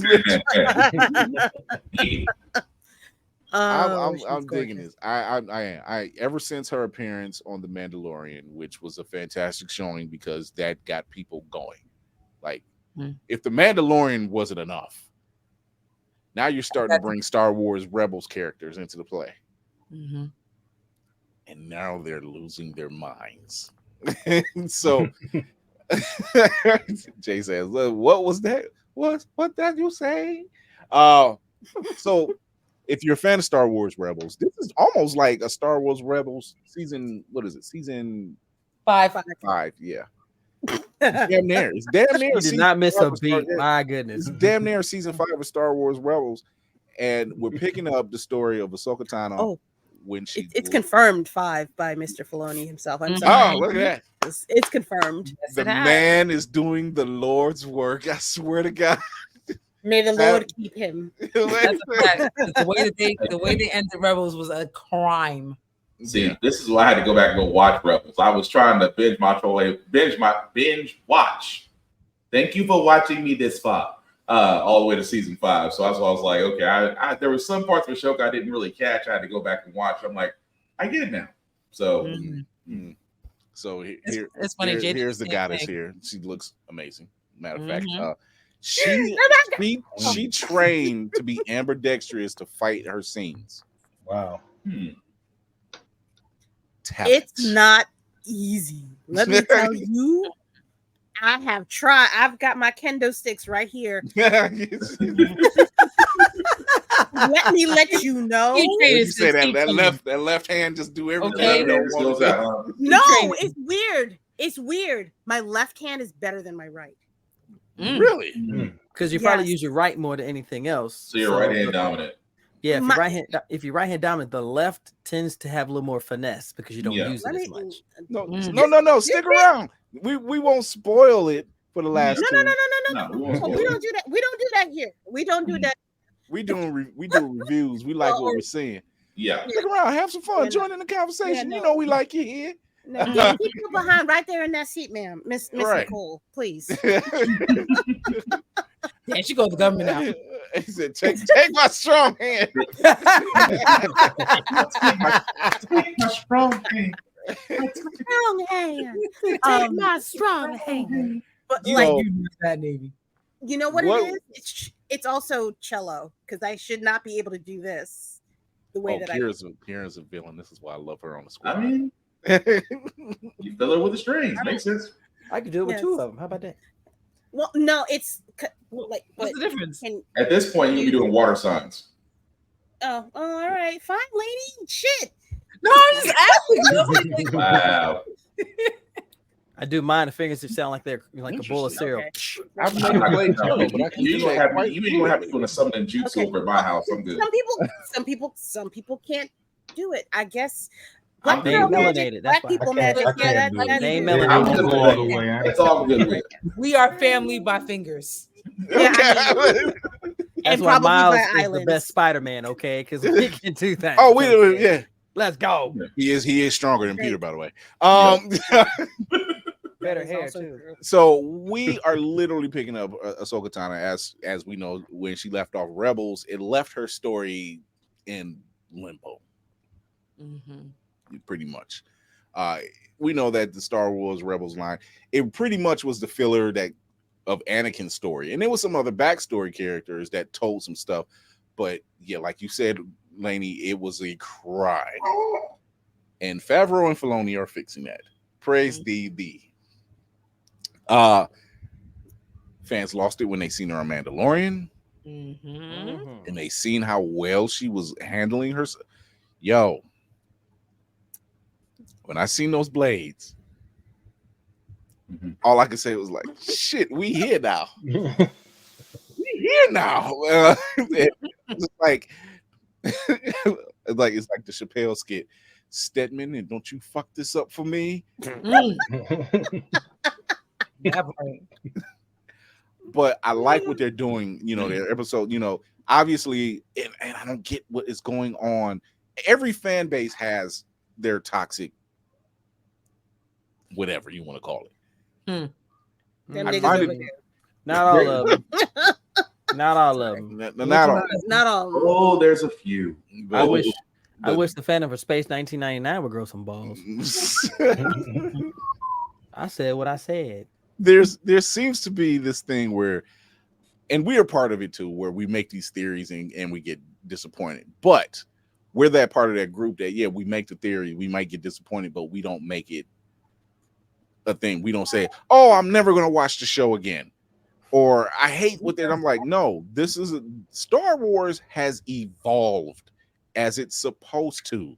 The only other franchises that I know that has gone this far is Star Trek and James Bond. Yeah. It's a bold statement.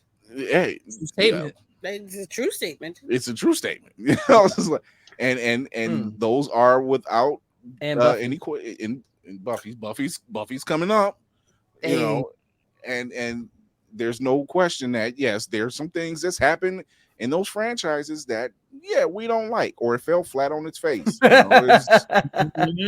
Supernatural is dead. I'm sure people are gonna be. Hey. Bite your tongue, sir. No.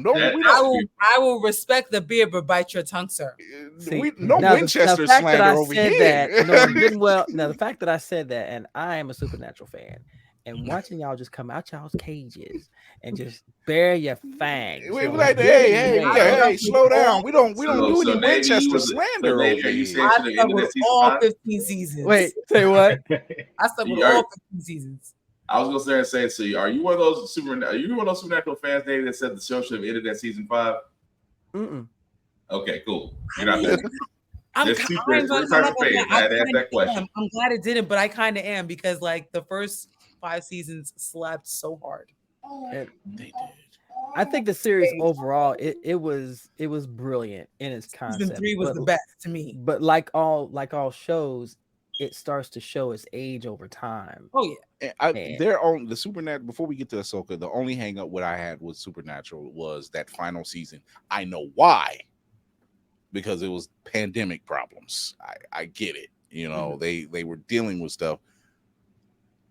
I still want my proper final season. Because when you hear about what was done and what they actually had planned, and I'm like, oh, fucking opportunity. Oh, what they have planned? They had a full reunion planned. It was still supposed to be the boys dying. It was still supposed to be that, but it was the boy. It was Dean dying, and then meeting up with his mother and father. And then it was them meeting up. It was them meeting up with all their past hunters who they lost. It was meeting up at the bar that they used to all meet up at. That would have been phenomenal. It was Kansas. It was Kansas playing at the bar, playing Wayward Son. Yeah. They had it. So yeah. So the fact that the pandemic really come back and shoot the shit, because I'm telling you right now, that would be the ending all Supernatural fans would go for. I have a friend of mine who cosplays as the car, as Baby, and yes, she cosplays as Baby in her own way. How? I will send you. Matter of fact, I will send you pictures of her because she is phenomenal. It's absolutely phenomenal. I'm intrigued. Like if Baby were in human form, she killed it. Oh, she killed it. Does she even have the pictures too? Yes. They're the only show to pull off an animated crossover, and it was fucking brilliant. That shit was great. Oh man, that is a right. That is a fact. How many seasons did Supernatural go to? 15. 15. That's a good run, man. Yeah, it was. It's the one piece of fucking live action. Oh no. Days of Our Lives forever. Days of Our Lives will forever hold that crown. That's true. Yeah. That is true. Yeah. If there was ever going to be a One Piece relative, it's that show. Is that still happening? Yes. Okay, that I will watch. They are One Piece is up to 1,068 episodes, and I'm caught up. So now I gotta find out how many days of our lives there are. So 2,703. I think it's more. So on Ahsoka Tano, or for Ahsoka, we get everybody from Rebels, just about. The tease of Thrawn. This is gonna be fucking I feel like this is gonna bring Zeb somewhere. Yeah, because he showed up in Mandalorian. Yeah, so they have to. Yeah, you know, like even we. Thrawn showed up in Mandalorian. Yeah, Zeb does. No, Zeb. Not Thrawn. Not Thrawn. Yeah, Thrawn's been mentioned. He's been Thrawn's been in Mandalorian, but he doesn't show up. Yeah. Okay. I like what they're doing. I really do. I like that they're touching back on Rebels and going through certain levels and stuff like. I like what they're doing in this last episode. Watching Rosario battle. Shit. So, I was kind of divided. I can't even lie. The first 2 episodes, I was kind of divided. I'm with you. I was waiting for it. I really felt like it was. I'm always gonna say, like, I really felt like the characterization of some of the main characters was a difference between watching Aang as anime and then Aang in live action and like Sokka in live action. Like, it was such a disconnect for me. I felt like this episode finally brought all that shit together. And I noticed some people didn't watch this, so I'm not gonna say it, but just how it ended. Yeah. That is committed. I really do. I really hope that character arc is committed. The only thing I don't like the other way how it ended is what they introduced. I hope that's 14,000. Not real. Jesus. Yeah, I hate to tell you, it's real. It's real. They did it. They no. Let me tell you how it has to be real. It has to be real because there's no other way to bring Mace back. They gonna keep shitting on me. Wow. See, see, There's I hear no you. other way to do that. And listen, Why you say they bringing Mace back? I want Mace. This is Because it's the purple. way It's that purple. I know you can't see the it's way- purple, but I don't want it to happen. I need to happen. I got Let you, it go. lady. I got you, lady. Let's bring some more original stories. Like, let's not go backwards again. You But know it's what I not. mean? But is You it know really, what? It's not. It's hang not on, is it going really backwards. though? It's not. It's not. I mean, It's they not. probably. I mean, you know, if you believe the internet, then Maul can come back too. And again, we did not have enough of Maul at all. Okay, Maul's voice has already been heard in episode 1. I did not hear that. Live action Maul. I know you we did need not more of hear for that. Sure. Maul What- has what'd you already say, been Lee? introduced. I said live Yes. action Maul definitely need more of that. I Yes. mean, can we get No. Ray Park? Okay, can we get him? He Because ain't doing much Yeah. of anything. if ain't hard to that find. can happen, I'm not That he gonna can't lie. divulge, I'd be you know, happy. I'd be NDA. mad, but Right. I'd be happy because again, it's this. We need to build on the nostalgia and not go forward, and that's I think my biggest problem with Star Wars at a whole, that they don't want to go forward, they want to build backwards, and then it's just like you have a great opportunity right now to go forward with some brand new stuff, like where Thrawn could possibly be, and bringing in like the ancient whatever they're called, I forgot what they're called. That could be something different that Star Wars fans have never seen as a whole, unless you are a diehard fan, unless you know all the legacies and legend books. You know what I'm saying? But like when you bring in those aspects, that are things that have not been seen and talked about in general spaces. And that is truly exciting. You know what I'm saying? But then when you keep on going backwards, it's like, fuck. So hold on. wait. When so do Ahsoka takes place at what point in time, like compared to the movies? So Is it after the original movies? Is after Empire, or is after it's Return? It's between the fall of the Empire and the First Order. Yeah. Yes. Okay. It's because, and that's the thing. This is what I can appreciate about what we're getting, not just from Ahsoka, but just all the filler, like the Mandalorian and everything. This is what I can appreciate because it's such a vast universe that is more than just the Skywalker clan. You know, would I've wanted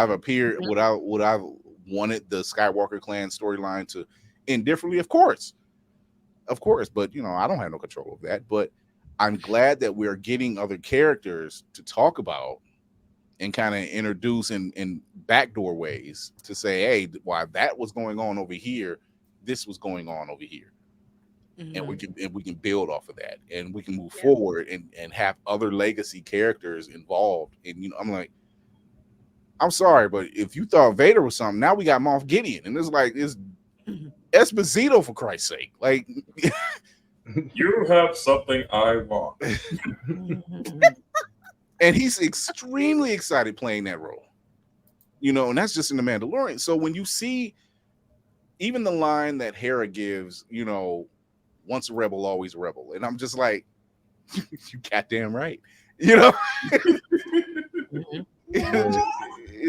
And you know, and rest in peace, Ray Stevenson. He's doing a fantastic job. Yes. I'm so mad. Yes. Mad sad. Yes. The whole, and it's just like, I think he might be the best, the second best thing in that entire series, which is really sad. Yeah. Which I'm trying to remember which series it was, but it's cool to see the other side of the Resistance. What did they turn into after the Empire was down? Who's in charge now? I don't want to get the name. It's the New Republic, and it's it's not well, Leia's still there. No, it's not Leia. It's not Leia. She's still kind of rebel-y-ish. Yeah. She's not the talk piece. It's the other chick. I can't whose name I can't remember. I know. Mon Mothra. There you go. Yes. Yeah. It's cool seeing like the New Republic they got some shit with them too. You know what I mean? Yeah. Like behind the scenes, and like they kept some Empire stuff around. So like when she's like once a rebel, always a rebel, you don't know where that might go. You know what I mean? Yeah. Because we might have to rebel against y'all, man. Y'all might, we might have to check y'all. Y'all real acting quick. funny. Y'all looking a little sideways on some of these. What's going on? The side eye's looking a little thick over there. Yeah. I forget what series it was, but they had like these torture devices that was left over from the Empire. Oh yeah. That was the Mandalorian too. That was in the Yeah. Mandalorian. That was the Mandalorian. Okay, yeah. Okay, I don't remember. Okay. Where they're doing the mines, mind melt. Yeah. Instead yeah. of They was like, oh no, ours is different because we turned the dial down. It only stops at 5 now. It doesn't go all the way up to 11. Not all the way like to it 11. used Yeah. It's the numbers are still there, but we just leave it at 5. Yeah. This is one who number one, I love the fact that they're bringing these characters back. Number two, I love the fact that they got my guy back here. He sounds so different. He sounds like he could be either your favorite doctor or your favorite demon. Depends on what day of the week it is. Yeah. David Tennant is a beast, man. I like him. You gotta love the guy. You gotta love the guy. Like he just brings a level of something that is just and like low key, I be thinking he's kind of a bad guy because shit be going sideways for him way too often. I'm looking at him funny. Like the way he be telling the truth all the He time. just likes to reinforce Jedi protocol. That's all. There you go. He's a stickler for it. No filter. He said, "Not bad, but not good either." I'm like, "Damn, thanks for the vote of confidence." He's like, you have out of all the Jedi I've seen, you have no talent. Like that. No talent. You ain't got no talent, girl. I'm like, damn, man. So, like, so would have never let you in the door. Yeah, they struggle. No, get out of my face. I didn't finish Rebels, but is the Gray Jedi, does that ever become a thing anywhere? That's Like Ahsoka. Ahsoka. She's a great Jedi. Ray Stevenson, his group, they're not even Sith. They're considered dark Jedi. They're not even Sith. They're like, I guess you said adjacent. Sith adjacent. So the Gray Jedi, they don't belong to a particular sect. They follow the right side of the Force, the light side of the Force. However, if shit need to get done in a dirty way, I mean, like they consider Mace Gray Jedi. Yeah, damn it, because because he's on the council. Yes, he's making sure stuff get done, but if shit really needs to get done, you know what's so funny is when I think of when I hear people talk about the Jedi, I always gravitate to Dune because you have the Atreides, House Harkonnen, and the Fremen. So the dynamic is literally along those lines. You have Atreides, who are the noble house that everyone is, they're following after. You have the Harkonnen, who just don't like anybody. They want to take out the Atreides, and you have the Fremen, who are like, "We here. What you want us to do? All right. Where's Moadib? You good? All right. Come on, man. Let's go. Let's go get some worms out of the sand. Come on, let's go." And that's kind of how I see Star Wars. So that keeps me from losing my mind. I do love Chopper. I love Chopper. I think there's more of a pull towards the dark and the light side there, so it gives you more room to have one side lean a little bit more towards the other, or to have a surprise person kind of flip on you. With Dune, it's very, we stick to the script. Like this is our house, we ride for our house, this is how we act, we're not going to change our MO. Right. With Star Wars, you can get people to go from one side, to go from the light side to the dark side. In the case of Dune, you become part of the Fremen. You don't pledge fealty to either house. You're right there in the middle. Right. And you stay there. With Star Wars, you've got a little more fluidity. Yeah. This one I like her. Morgan I do like her. Elsbeth is something different because she was an ex-Night Sister. Number one. Here's a little sidebar. In real life, she was but yeah. I went to the X. Yeah, it's still there. Yeah, it's with the shits. Yeah, the actress is actually Bruce Lee's goddaughter. Real. Wow. Wow. Okay. I'm like, so you're a Night Sister, and you're connected to one of the most badass people. I would love to see just an animation about that. I pray that So, she stays in theater for a while because the Yeah. Lee family is so cursed. Oh my goodness. Mhm. Bruce Lee, Brandon Lee. I mean, what happened to Brandon Lee? I'm still bugging off of that one. That reminds me of Russ. Shannon stays behind the scenes. Good girl. She Yeah. better. She better. Stay away And from don't fly. Do not fly often. Right. Stay away from munitions. It's like, yeah, this gun's got blanks. Get the out of here with that. What's wrong with you? That was So, crazy. Without doing, because we're doing reviews, we're not doing like the spoiler. Because how many episodes is it for? Is it 4? 6? It's Four. it's 4. Is 8? We're I only think halfway through. Oh no, that's what I'm saying. I was like, no, it's not 4 already. I know it's I 4. was looking at 4 like right now. No, it's 8. No. Yeah. It's 8 episodes in total, but like Kira said, we're halfway through. Yeah, they're telling a story, and this is what I can appreciate just about this universe alone. I like getting new stuff. I like getting new stuff. Yeah. I'll take the good with the bad. It's Yeah. okay. Like, I'm not gonna be the one chewing them up and whatever. We got Favreau and Filoni. We're fine. They're righting wrongs. He's making me nervous. I'm not gonna lie. He's making me a little nervous with Ahsoka. I'm a little bit nervous. I don't know what it is. There's something that itches with me. That's if I got an itch, it's itchy and it's got to get fixed. Like, you better fix that in the next episode type of itch. I hope they actually commit to Sabine. The twitchings. I'm gonna say I think Sabine is playing the long game. I think Sabine has listened. Yeah, I don't think she's doing it Ahsoka. like. Yeah, she knows what she's in the same place with that ball. She's in the same place with the people. She knows how to get to where she needs to go. Right. Yeah. She has access to communications. Right. She knows how to reach them. Right. Don't sleep on Sabine. Sabine been in this game too long for y'all to be falling for her. Here's the thing. This is how I look at it. Sleep on my girl. Between Sabine, I just like the way it ended, and I wish that's actually how they're going to take that character. Yeah.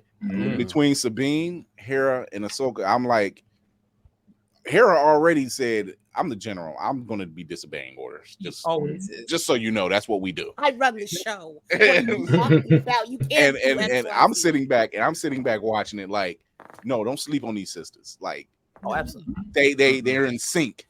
They're in sync. So it's like, I don't think you want to do that. I don't think you won't do that. I was like, go ahead. They're gonna watch each other's backs. If anything else. And it's crazy for you to say no, just leave them to go, like, don't go help your friends. You know what I mean? Like, you don't know what these people been through together, man. I mean, you knew she was coming.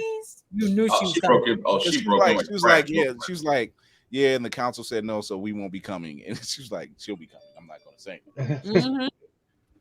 I ain't worried about that. We about to be in the muck or in the middle, bitch. She gonna show up. So for company. Yeah, right. So who is it? Mark? That battle between him and Ahsoka, man. When he pulls out the double blades, and starts spinning, and she's just looking, and then like boom, it gave me Old West vibes. Old West. Yeah, honestly, don't do that. Don't do that. Some people ain't seen it. It gave me Old West vibes, but it's very Old West vibes. Yeah, the way the look she gave me, and I'm just like, yeah, this ain't going. This is not how you thought it was going to end. One thing I know that's dope, like they got right now we got a story about a Jedi or a great Jedi that's training a Mandalorian. Basically, to be a Jedi, right? Right. And then we also got a Mandalorian that's training a young Jedi over on the Mandalorian. Yeah. So, and I mean, like, the Mandalorians ain't nothing to play with, man. You know, like I think they showed that inside of the series because everything that I'm watching, really, the wave, really. I mean, she is our resident encyclopedia on all things Mandalorian. I mean, I'll fuck you up a little bit. I mean, I'm no expert, but slight fracture when I'm watching these Disney Plus shows, like my bar is how fast would Mando just tear through whatever these problems is that they having? Because to me, like, just my opinion, that dude is like the Terminator when anything that he comes through. Yeah, jarring. Yeah, he's like he's no pass. There's no diplomacy at all. We don't none. I can bring you in warm. None. Fuck it up and apologize later. He's no pass. I'm like talking about somebody that was just like, you know what? Fuck this. My gun's overheating. What are we doing? I said hello and we're not fighting. We've talked for too long. Yeah. Oh my goodness. But that's how that's when I see them fight, I'm like, that's big dude. Don't no. Even Grogu was like, wait, push the button. That lit kid now look at me split. Like, nah, this ain't for me. This ain't for me. Ain't the fight I want. Yeah, I'm good. I'm good. So before we get out, we're already halfway through the season. Now that it's really starting to ramp up, what do you think? Honestly, cover your ears. Nicole, get out. Nicole, get out. Bail. La la la la la, Miss Saigon. La la la, Miss Saigon. Red alert. It's a trap. Ain't that the quintessential story? Let it cook. That's all I can say about it. Let it cook. It is beautiful. Don't mess with it. Do you think Filoni is really nailing these characters and the stories? I coming think, like I said, I wasn't that first two, but yeah. I think if you have the capacity to retain all of the history that these particular characters have been through, you can understand their brevity. You can understand why they try to hold back their emotions. You can understand why this is very serious for them to get the one man that they were trying to get rid of in the first place and get their one man back. You get it. Has Filoni? I'm nervous because I don't know if Filoni can land this plane the way that he should. I think the story is going to be good. I don't think it will be complete, and I think that's what the movie is for. I agree with you. Search your Okay. When you say it that way, I get that. Hold on, so what you movie? Think so there's going to be an additional 3 Star Wars movies. They are not necessarily all connected, but there's going to be 3 additional movies. One of his movies is supposed to tie in The Mandalorian, Boba Fett, and Ahsoka. Yeah. And actually, honestly, I think all of these TV shows, they're all supposed to. That's not the race censored one. No, Rey is directed by the Somebody woman. Oh, okay. I can't remember. She's done other stuff, but Rey. No, he's more in this current timeline, and the Rey story is going to be for the future. Yeah, because she's like the not New Republic, but New Jedi Order. Yeah, New Jedi Order. Yeah. Yeah. So I think so you're saying he's not gonna. You don't think he'll stick the landing, but only because he's trying to make it spill over into the theatrical. There's too much to do in 8 episodes of this movie to try to tie all of this together and in a nice bow. The story has to continue. It has to continue. Fair. Yeah. Okay. So okay. Because when you get Ezra back, now what? What is he supposed to do? What was the whole purpose of him being this penultimate type of Jedi that can move through space and time? What, like, are you kidding me? You gonna end it here? So I mean, at this point, he's not the penultimate because now the way that this one ended, you have another one moving through time. and space. That's number one. Then number two, to piggyback of what you said, the fact that you have Thrawn, that's such a magnetic force, and he hasn't been there, and now you're already halfway over. If you put him even at episode 5 and then end him at episode 8, it's a rush job. You have got to let that air out. You give me 3 episodes of Thrawn, I will bust your head open to the white show. Like, to me, to piggyback over what you say, I thought actually that they were gonna vie for a season 2 automatically, because it's just like you are taking your time and just really putting down seeds. You're safe, Nicole. You're safe. No, it's not safe. Yeah, Nicole just came back because she was sending me stuff on IG to avoid the conversation. Shout out to Nicole. Yeah, I think that it is finally, first of all, like, this is one of the first things since Mandalorian season 2 that I've been excited about.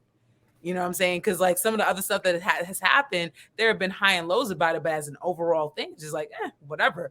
But this quality has just got me fever pitching. Like, okay. I'm loving these. I'm loving the battle scenes. I'm loving the battle scenes. Oh, yeah. I was really impressed. Battles. Like, right, Rage is like real confident and suave with it. And homegirl Shin is just like, I'm just gonna take everybody. I'm just I'm letting this chop spray. Sabine is spraying everybody. She's like, fuck it. I'm just gonna be. I'm sorry, but this scene here, and then I was just like, yo. Yeah. I was done. I was like, yo, wait a minute. Girl, the fuck? What do to me? I don't. You better get your ass the hell up. It was literally bitch talk.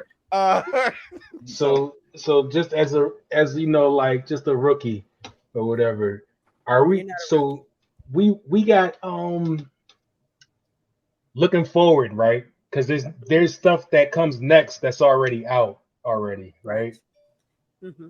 In the timeline, yes. So there's no, but is there any like end of these characters that we seeing now that we know of, or is it like we have no idea what they was doing while all the other stuff was going on in the timeline future? All of these miniseries are basically to show what's happened between Empire Strikes Back and Return. That next set of the she can't even say what straight. The second 7. Yeah, that other trilogy. Between 6 and 7. Between 6 and 7. The other series. Right. Yeah. But that's not. But that's, it's like you said. It's a big universe. So there's no telling what happens with these characters, right? Like we still got that mystery of the end of their stories. I think not correctish. Not with these characters. Yeah. Yeah. Okay. Yeah. But it does leave room for storytelling, though. We put a whole bunch of room for storytelling. That's dope. And I think that's what I love about it the most is the fact that you can go there now. Mm-hmm. And now they've opened up the door to a whole other galaxy. Not even just a universe. That's whole right. Galaxy. A galaxy far away. Right. Far the fuck away. You know what's funny though? Can be trusted. You know what's funny about all of Star Wars is when Star Wars came out in '77 and I got to go to the theater and I enjoyed it as a kid, big old screen, dog fights and everything. And then I found out a couple of years later that there was a book and this kept going off in my head. It's called Splinter in the Mind's Eye. Oh, Splinter the Mind's Eye was supposed to be what Empire Strikes Back is. They never adapted it because the book had Luke and Leia trapped on Mimban, struggling against everybody.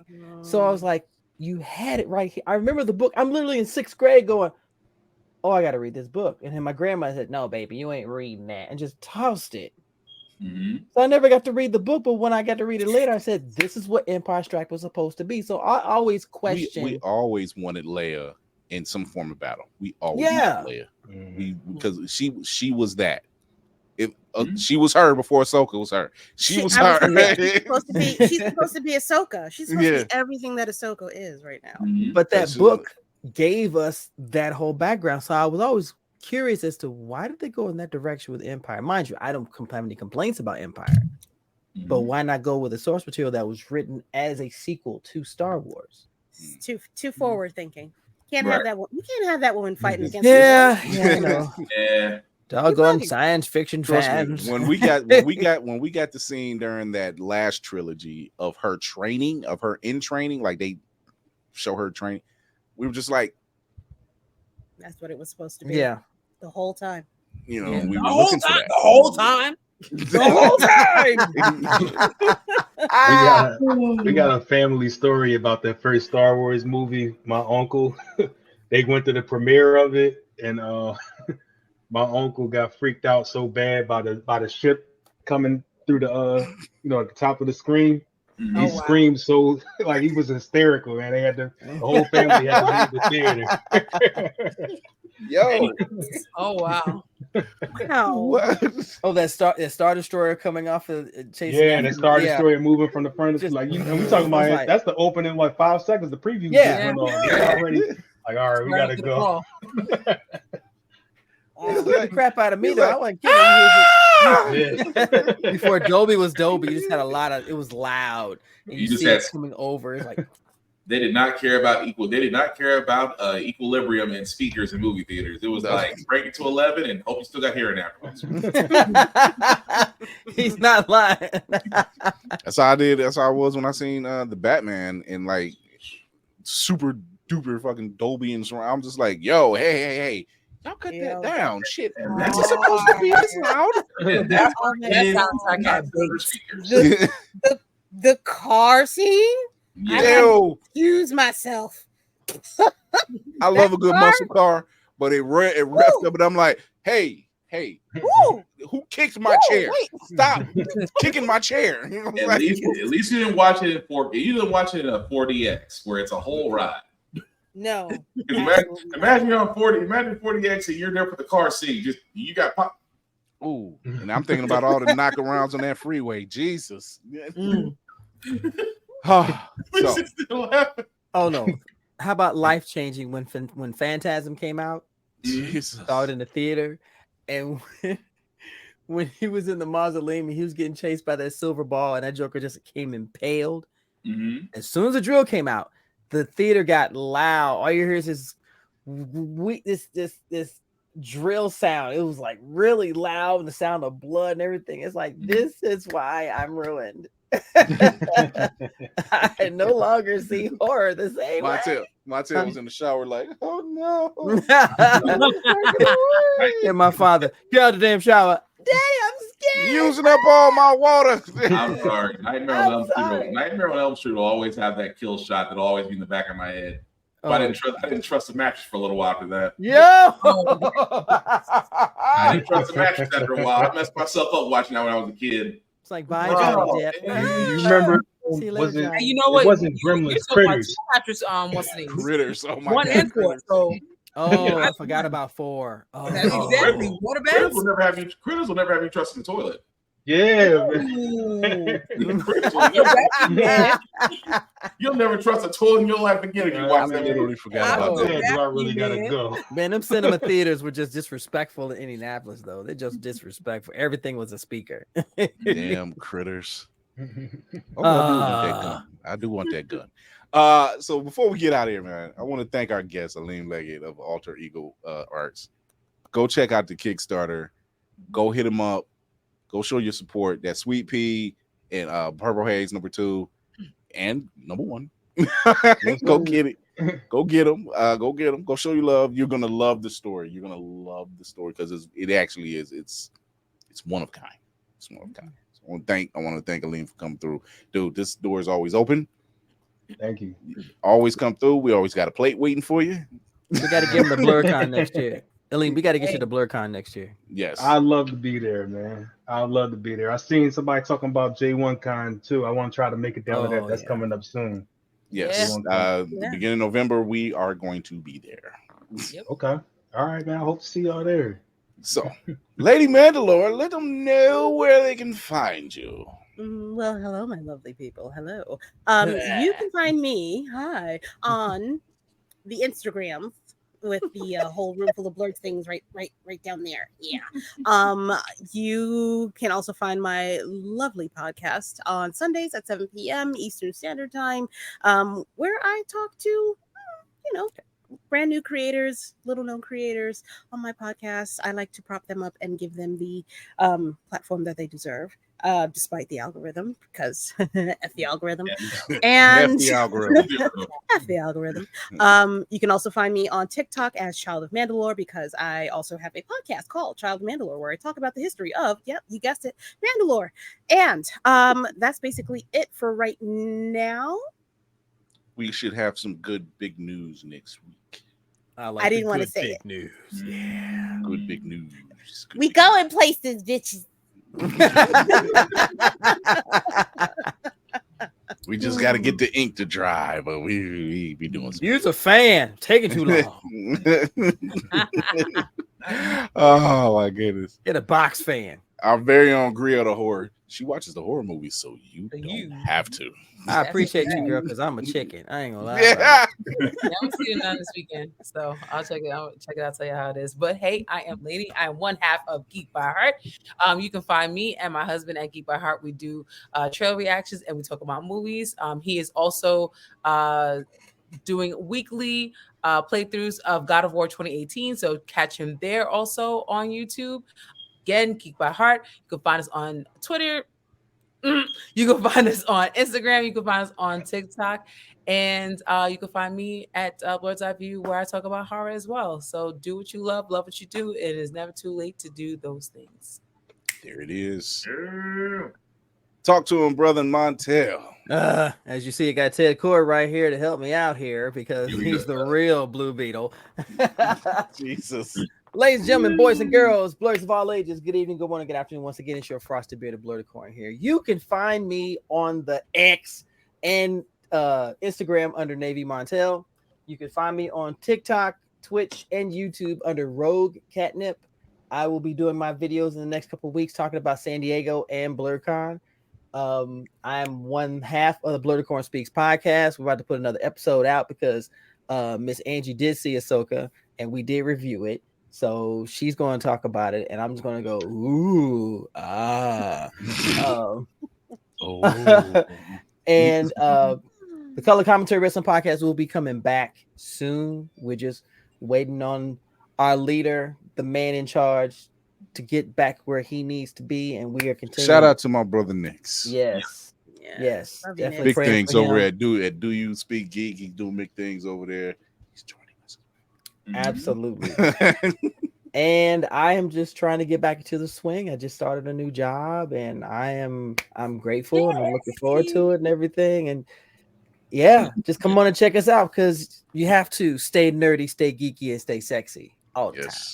You know, I'm not trying to get my beard like yours. I'm just trying to get it full. Man, I done told you, I done gave you the secret. Now you can't go to Dragon, but at least help you with a damn beard. This sounds some after dark shit. I mean, I am and like clockwork, we gonna get you straight every time, Spartan. Come to the light, baby. I'm gonna leave that alone. He's just like, I'm gonna go. He's like, I'm going to the back of the ship. There's got to be a sprocket. No, there's too many things back there I gotta fix that are waiting on me, and I'm good. I was the fact that just I would love to have Navy's beard, just free flowing, just so I can just do the Fu Manchu, just have a mystical moment and just flip it off and just walk off into the sunset. But no, like Larry Dickums, you know? You know what? I will give that man credit. I will never be able to do what he does. Just I can't even voice him and keep a straight face right now. I tried. Who Larry? You can't. So for those who, if you don't follow Larry Dickums, that's the name he's using. It's like a comic book character out of the Boondocks or something. It's hilarious. You got to check it. I'm always throwing in the chat. It's his signature move, the light skinned panther. Wow. He's like, I mean, one of these days people are offended. It's how he revs up to do it though. It's just his videos are a lot more cred than I can do it because I can imitate his voice, but I can't keep a straight face. But anyway, Black Spartan is what they usually call me. Blackbox447 is where you can find me on all the socials. I usually do reviews on everything that I read, that I watch, even gym stuff, because I try to do a couple push-ups. I do have a couple podcasts of my own. My daily political podcast, How the Frack We Got Here, every Wednesday and every Saturday. My video game podcast called Get Bit, also every Friday. Both shows can be seen on Facebook, YouTube, and Twitch. And both podcasts are everywhere where you can find your podcast, whether you watch them or read them. I am one of the mini heads of the blerdseyeView.org website for the writing team. I usually cover wrestling. Why? Because wrestling is real and people are fake. Don't believe me? Ask CM Punk that same question right now. I was about. Thank you, my man. Thank you for saying that. Thank you. It's like, don't believe me? CM Punk right now is unemployed. Yo, that speech Triple H gave him a while back aged pretty well. Thank you. Right? Like, he's only a martyr. You're only a martyr when it benefits you, and that explains CM Punk's entire career. That also being said, that's gonna come back to bite me somewhere. That also being said, guys, if you do know somebody that is doing something different, as we've talked about in this podcast. All it takes is a leap of faith. If you know someone that is doing that, or you yourself is doing it, and someone knows that you're doing it, word of mouth is the most powerful advertising tool that we have. So if you know someone that's doing something that's different, it doesn't cost nothing to share it. If you want to donate, cool, that's up to you to donate to the church's money. But again, support them the same way you would support Beyonce if she knew you existed. Just because you go to her Renaissance festival does not mean she can see you in all your silvery glitter. Just pointing that out. Also, guys, it is con season. So again, 3 simple quick rules. Number 1, respect all cosplayers. You do not want to be the guy that gets thrown into the back of a moving truck at a con because you decided you want to Google somebody. Don't make a person like me happy enough to do that, because I have no problem with that. So again, respect all cosplayers. Number 2, wash your ass. Soap, deodorant is still cheap. I mean, you can get some Dial. There's nothing wrong with Dial soap. There's nothing wrong with Dove soap. But nobody wants to go around a con smelling like regrets and basically retired regrets and bologna that's been left out in the sun too long. But you do not want to be smelling like that. And I mean, just expired Funyuns. You know what it smells like? Some people actually smell like expired Funyuns and trash can juice. Oh, yeah. I'm talking about it's not odor, it's damn. It's like, what made you think when you got out of bed that you could avoid every body of water before you decided to come to this con? This man said trash can juice. There's some people, the smell gets there before they do. That's how you know how bad it is. What is your name? Hot garbage. It's like your bad breath was better than your BO. That's bad. Wow. I'm just saying, you know who you are. Please wash your ass. And last but not least, the last rule I have is the same rule I have in life. When you talk to me, I'm a very nice, a very social person. Just don't be a dick, and we'll all be cool. I love when you say that.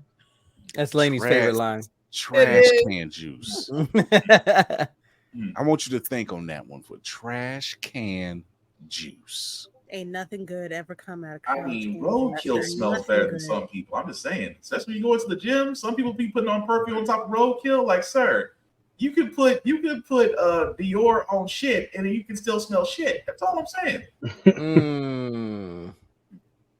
Trash can juice. I am your man on the wall, Chris Fury. Thank you for tuning in. Thank you to our guest, Aleem Leggett of Alter the Eagle Arts. Thank you to this dope crew. We always got something special for you. We always got some new news for you. We always tell it like it is and have some dope reviews because you can't deny us because y'all here every week. If it's your first time here, go show your love on the YouTube channel. Hit that subscribe button. Hit that notification bell. Check us out on Always Press Record. We are a proud affiliate of Otaku Noir. Yes. We are about to be affiliates of Blurred Station. Mm-hmm. Are we? You just go drop it like that? So has the NDA disintegrated? There's no NDA. There's no NDA. There's no NDA. But there's some circumstance that deserves. There's just. So there's no box fan involved. We don't need a box fan for the ink to dry. There's only one fan that's being used. No disfigured of a voice. No hiding of the likenesses. It's just Apparently not. Dear stay Lord. tuned. The lack of pomp. No need subtlety sir. at all for you, good sir. You want lack subtle? subtlety. Did you forget what crew we are? Like, Oh no, I'm proud of being subtly less. we literally will blow down a door. We Like, you're about I want as subtle as a stealth mission with a kill count. Blow me.